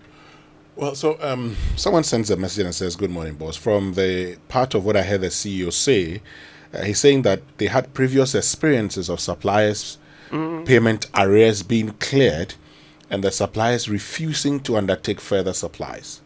Therefore, from what I understand from his statement, although they have received money to clear the debt, they are in negotiations with the suppliers for them to commit to continue to supply the consumables. I believe you see the hold on making payment from this angle. So Raymond, that's another aspect to it. Someone sends a message and says, this is it. Of course, I mean, it didn't come out clearly like that. So perhaps that's where the gray area is. I am not one of those people who will not give benefit of the doubt to Dr. Apoma. But I'm also heavily skeptical about the kind of politics we do in this country. I just do not want us coming back at any point in time to this conversation and referencing a moment where we told people that payment had been made and payment had not been made, because there's been a lot of back and forth on this matter. A lot of unfulfilled promises, right, left, right, center on the matter. So I am not going to detain that, because the more we do this, the more we do hanky-panky with such an important matter, we are putting the lives of human beings at risk here. Already, whether I connect it or not connect it, human beings have died from the previous shutdown that we talked about. You get my point. So this is not being done in a vacuum. Nobody, if the reality is there, nobody can hold before anybody on this matter. We should be truthful to ourselves and let the reality be known, so we can all deal with it the way it ought to be dealt with. Well, guys, even listening to the possible explanation that the listener offered, in the message Winston read, even with that, I still try to reconcile the idea of, owing someone money, and that being a leverage that you use in negotiating better terms with them. That is money you owe them. No matter what negotiation you do, that money is owed. And they stopped supplying you because you owed them money. Those facts are not in doubt. Well, at least those facts are what you have communicated to us, So I still struggle to even reconcile the possible explanation given by, the caller in that message, because you have to pay. I mean, no matter what, that money is owed. If you are already talking about getting new suppliers, it'd be important to ask the question. So today, are the suppliers still supplying consumables? Well, clearly not, according to him. He says that the consumables they have, they have consumables to last a certain period. He couldn't confirm exactly what that period But would somebody be. must have actually been supplied. Was it not the suppliers? Is it the same suppliers? According to them, this supplier, the unique thing about this supplier is that it's only one particular person who can supply the consumables for the machines that they have currently. That's what he said, isn't it? And so if they have supplies, then where did they get them from? And if that person is the one who can supply them, and even in debt he's supplying, what is the proof? And what should be the concern that this person will not supply if payments are made to him? Well, we'll do a lot more of, your messages. Keep them coming to us. Join us on X. Use the hashtag JoySMS. And then on WhatsApp, 05511119997. We read all of those messages. But of course, the Black Stars would also play today. 8 p.m., right? Yes, they're playing at 8 p.m. And, okay, well. Today you didn't wear your Total Energies jersey. Your I wore it. Your bodycon t-shirt. I wore it on form Monday. fitting, figure hugging. Yeah, Total Energies. These days, my tummy is going down. So, yes. I want to show all of you that there are young children around here. You can't be wearing such, when your body tummy is going fitting. down, sometimes you want to show that you're Let trying. me come to your rescue. In November, right, we sent an RTR request to Kolebu. Okay. The details are that we wanted a copy of the contract between Kolebu, or the arena unit under Kolebu, and Fresenius Medical Care, FMC, for the supply of dialysis consumables, including any amendments or addendums. Okay. We also wanted details of the terms and conditions of the contract, including but not limited to pricing, delivery schedules, and quality standards. We also asked for the duration of the contract, including the start and the end dates. And we also ask for the total value of the contract and any payments made to the FMC under the contract. We ask for any performance guarantees or warranties provided by FMC as part of this contract. This was in November, actually. They have not responded yet. They're supposed to respond in 2 weeks or give some other explanation for it. That time has clearly lapsed. Yes, lapsed on this. Perhaps if we had all these documents, some of the things that the CEO is saying may make sense or may be understood better or may be clarified within the spectrum. I hope you get my point. Yeah. Yes, in the absence of that, there is still a lot of understanding that's required on this matter. And I'm not saying understand it advisedly, because I won't say we are not kids, but we understand how we operate in this country. And we understand how things are done in the Republic of Ghana. Hopefully, it's not one of those games you play at the risk of human lives. Well, let's go for the Black Stars Go Go Black Stars song, and then let's get into a conversation about the Ghana Black Stars. Let's go for the Go Go Black Stars, because today, all things being equal, we shall win. We must win as a country. We shall win. We shall win. I have. Well, it's either we win or we're coming home. So not yet. Not too soon. You can still win your last match and qualify. Yeah. Hey, it happens all the time in the world. Because if others no. So this is it. But why? That's how you're playing. No, first two in every group. First two in every group. Then after that, the top, 4 third place teams. Yes. will join. So we can be third place team, with 3 top points. 4. 3 points and still join. There's still hope. And it's not done yet. Yes. This Black Star will be shining. But when it happens like today, that. I didn't do the post, so Charlie. That's how I did the post. The boys were not happy with every time we have to do calculation. So I'm saying that we must win. I have moved from we shall win to we must win. Yes. I believe we shall win. That one I don't know. Yes. When you deal with the Black Stars, always start from a position of. It is faith-based support. I am still at. It would be nice if we win. It would be nice if we win. Let's get into the conversation properly.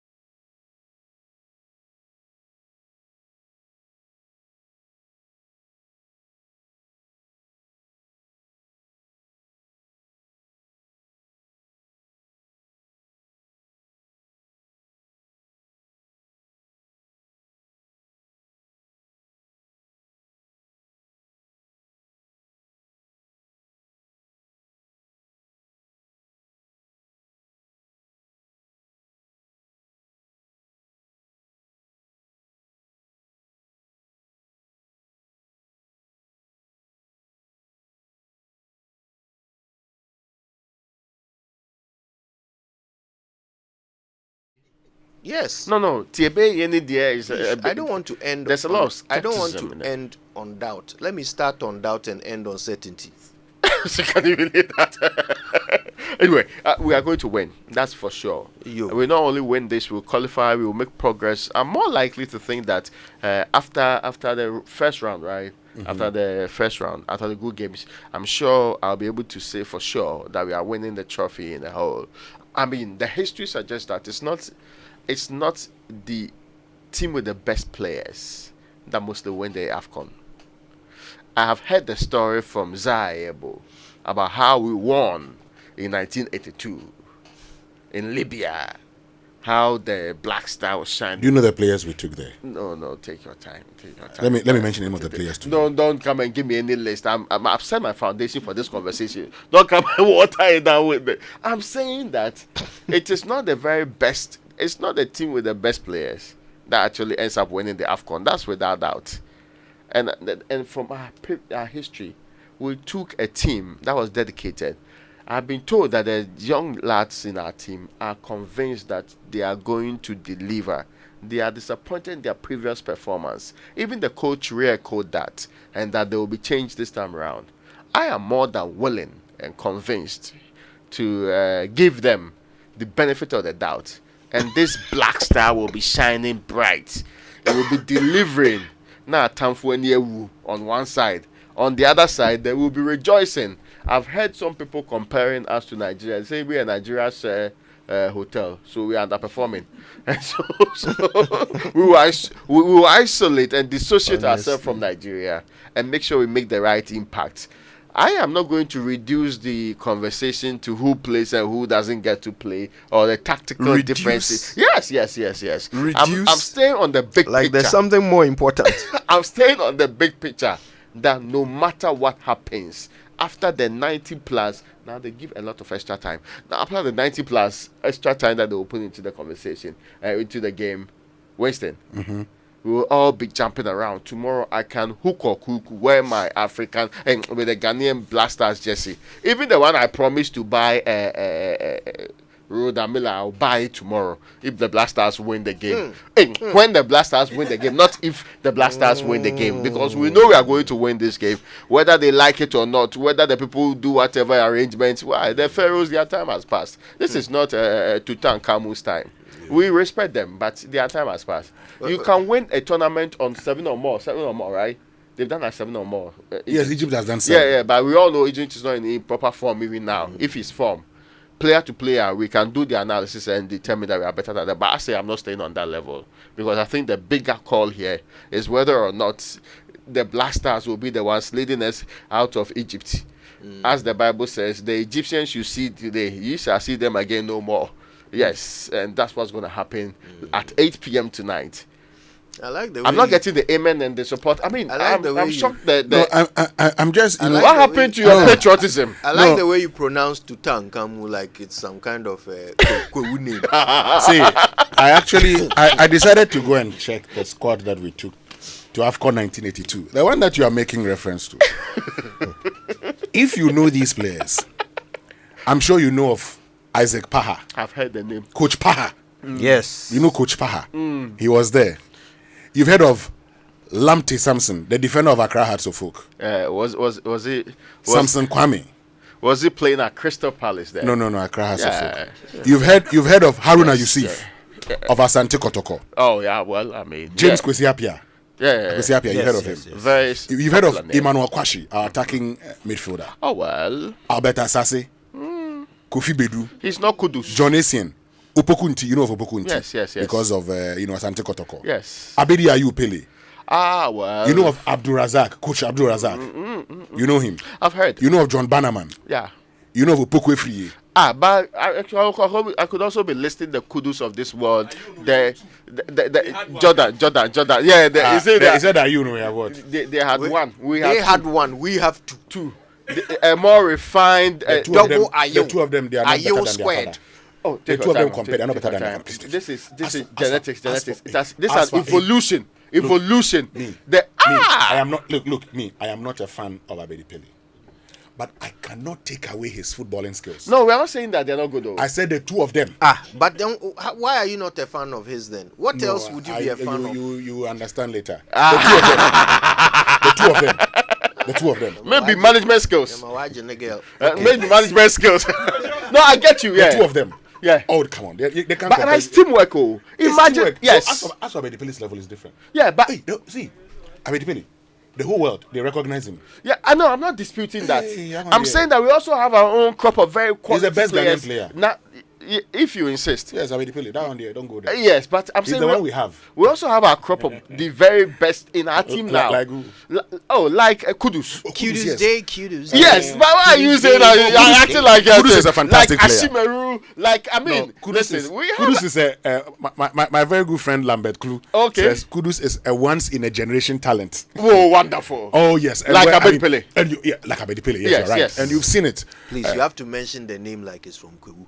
Abedi Pele. Abedi Pele. Tuta Ankamun. So, look, our winning or losing would depend on our coach.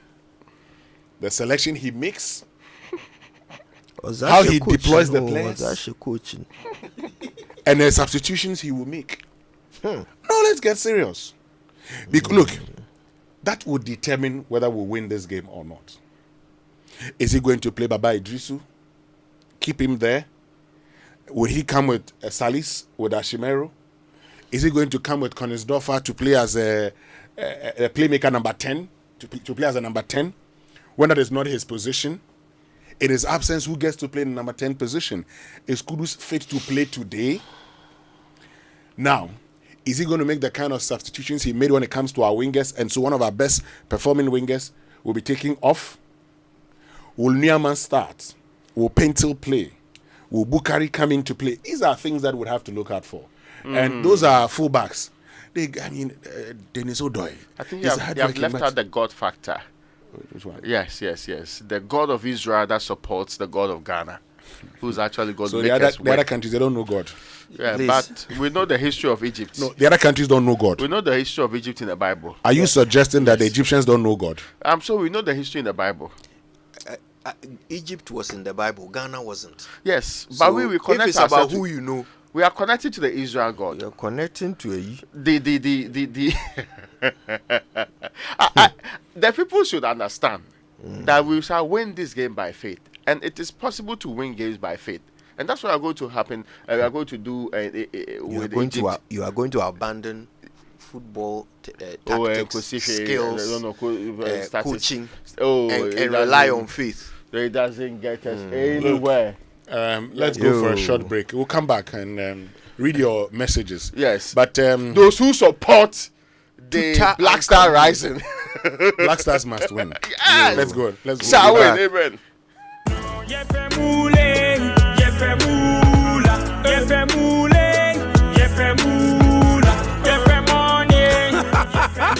Introducing Pick 4 from Game Park Games, the easiest lottery to play and win. Pick 4 numbers from 0 to 9 up to 3 times a day to become one of our daily winners. More moolah, more power. Play online at www.gameparkgames.com or dial *946# to play. Game Park Games is regulated by the National Lottery Authority, not for persons under 18. Play responsibly. Pick 4 from Game Park Games. More moolah, more power. GoTV is stepping up your entertainment from the 15th of January at no extra cost to you. If you are on GoTV Value, upgrade to GoTV Plus to watch GoTV Max. Already on GoTV Plus? Upgrade to GoTV Max to enjoy GoTV Super. And if you are on GoTV Max, upgrade to GoTV Super to enjoy the best of the best on GoTV Super Plus. Don't wait. Step up your entertainment today. It's on us. GoTV. Love it. T&C's apply. What's so tasty, creamy, crunchy, makes you happy when it's near? Munchie, munchie, oh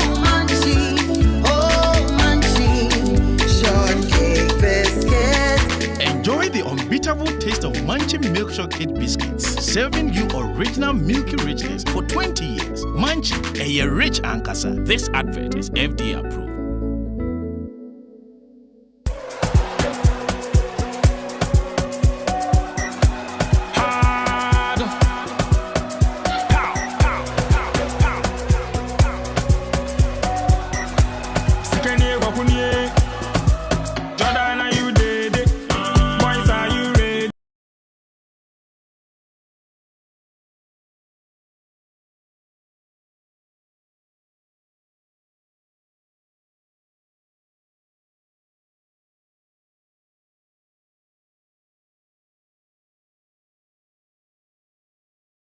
Kudus Day. Raymond, you were singing. Everybody did. Oh no! For the first time, I think that first when I heard this, I didn't get the point. But now, more than ever, I believe the Kudus are talisman. Kudus are one and only hope. Don't put pressure on the young boy. Now, why is he in the team? Why is he there? Kudus He's is in like the team to soak pressure. Yes, why? He's in the team to perform. I remember, and so whatever will make him perform. There are Ghanaians who is what believe we that should do. in 1992, because Senegal 92, because Abedi Pele could not play in the final, that's why we lost. Okay. There are those who even say that South Africa 96, when Ghana versus Zaire, Abedi Pele got injured and did not play in the semi-finals and the third place, is the reason we didn't qualify from the semi-finals to the finals. So if Kudus yes, plays today, we win. Why I say if? Why is he not going to play? Why? He's still. I saw some story about the assessment and whatever. They are assessing him. But they should call the woman, the Nima woman. Some woman, she's very good. She will fix every injury you have. No, I mean, how about the women up in the north? Yes. After to move somewhere. That's true. They're also very good. I mean, but this is the problem, man. West Ham came with their. But is it his bone? West Ham came with one of their medical team members, and it was with Kudus. If we had allowed West Ham, we would have injected him and he would have played. I see. Oh, yes. I don't know why we can't do same for him. Yeah, anyway. let's also... because this sacrifice for the nation. This is the ultimate sacrifice. Health minister didn't order or we should try alternative medicine. Didn't order the injection from the right place. Okay, it's finally here. Your smartphone just got smarter. You can now listen to any multimedia radio station just by asking your phone to do so. For Android users, it's as easy as saying, "Okay, Google, ask Multimedia Ghana to play Joy FM." For iPhone users, go to the Google app and tap on the microphone icon. Don't miss anything happening on your favorite multimedia radio station anymore. Grab your phone and say, "Okay, Google, ask Multimedia Ghana to play Joy FM." Now, what if I told you that with just 10 Ghana cedi, you can get free concert tickets and shopping vouchers worth up to 500 Ghana cedi to shop at Malcolm or get some buckets of juicy chicken at KFC every week? Here's what to do. Just take 10 Ghana cedi or more in the Game Pack Games Pick 1 or Pick 4 lottery to be entered into a weekly Saturday raffle for a chance to win big. Regardless of the outcome of your stake, you can still win a voucher for yourself. Vouchers are limited, so play more to increase your chances. And remember to watch the Saturday promo draw on Adom TV at 6 p.m. Dial *946# or visit GamePackGames.com to play now. Terms and conditions apply. Game Pack Games, more moolah, more power. So you know we all have those days when you're low on everything, and energy, time, cash, and even airtime and data. Well, that's why MTN Extra Time is an airtime and data advanced service that allows you to make calls or browse the internet even when you have insufficient balance. All you have to do is dial *506#, *506#. Go through the prompts and select the amount of airtime or data you need. It's more than simple. Doing your favorite things on MTN means you don't get interrupted even when you're low on airtime or data. Please remember that all terms and conditions apply. All right, well, listen, don't forget to go to kingdomstoreonline.com. Go make all of your orders for quality office essentials, equipment, and furniture, as well as stationery. You can pay for whatever you like via Momo across all networks, and you get free delivery for Accra and Tema. Terms and conditions apply. At Kingdom, quality and affordability are their hallmarks. Kojo, it's a happy 40th birthday to QT Miracle of MTN. May your celebration be as beautiful as your smile. You're a dependable friend, and we wish you all the joy in the world from Angela Solomon and all your besties. And also happy birthday to my mate from the University of Cape Coast, Belinda Owusu Odro. We used to call her Oba Belinda in those days. So happy birthday to you, Belinda. All right, happy birthday to Miriam Awojifa Vojogbe. She was here at Joy News. May God bless and favor you in all your endeavors. May your most cherished dreams in Christ come to fruition. And that is from Benjamin Akapu. Okay, so a few of them that I know are also celebrating their birthday.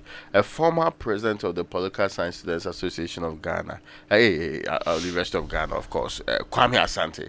And Asante is celebrating his birthday today. And my good friend Norman Foley. Norman Foley is currently in Adan. He has a very nice beach resort there that Kojo you'll be interested in. So Norman Foley, today is also your birthday. And also it's Sunday Bauer's birthday anyway.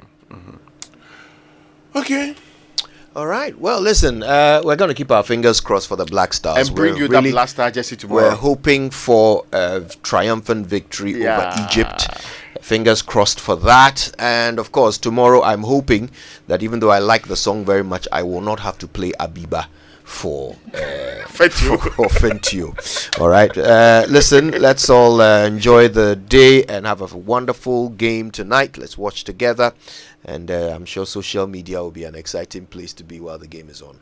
But until then, keep it locked on Joy. My name is Kojo Youngson. I'm the morning man. My name is Winston Amon. Raymond.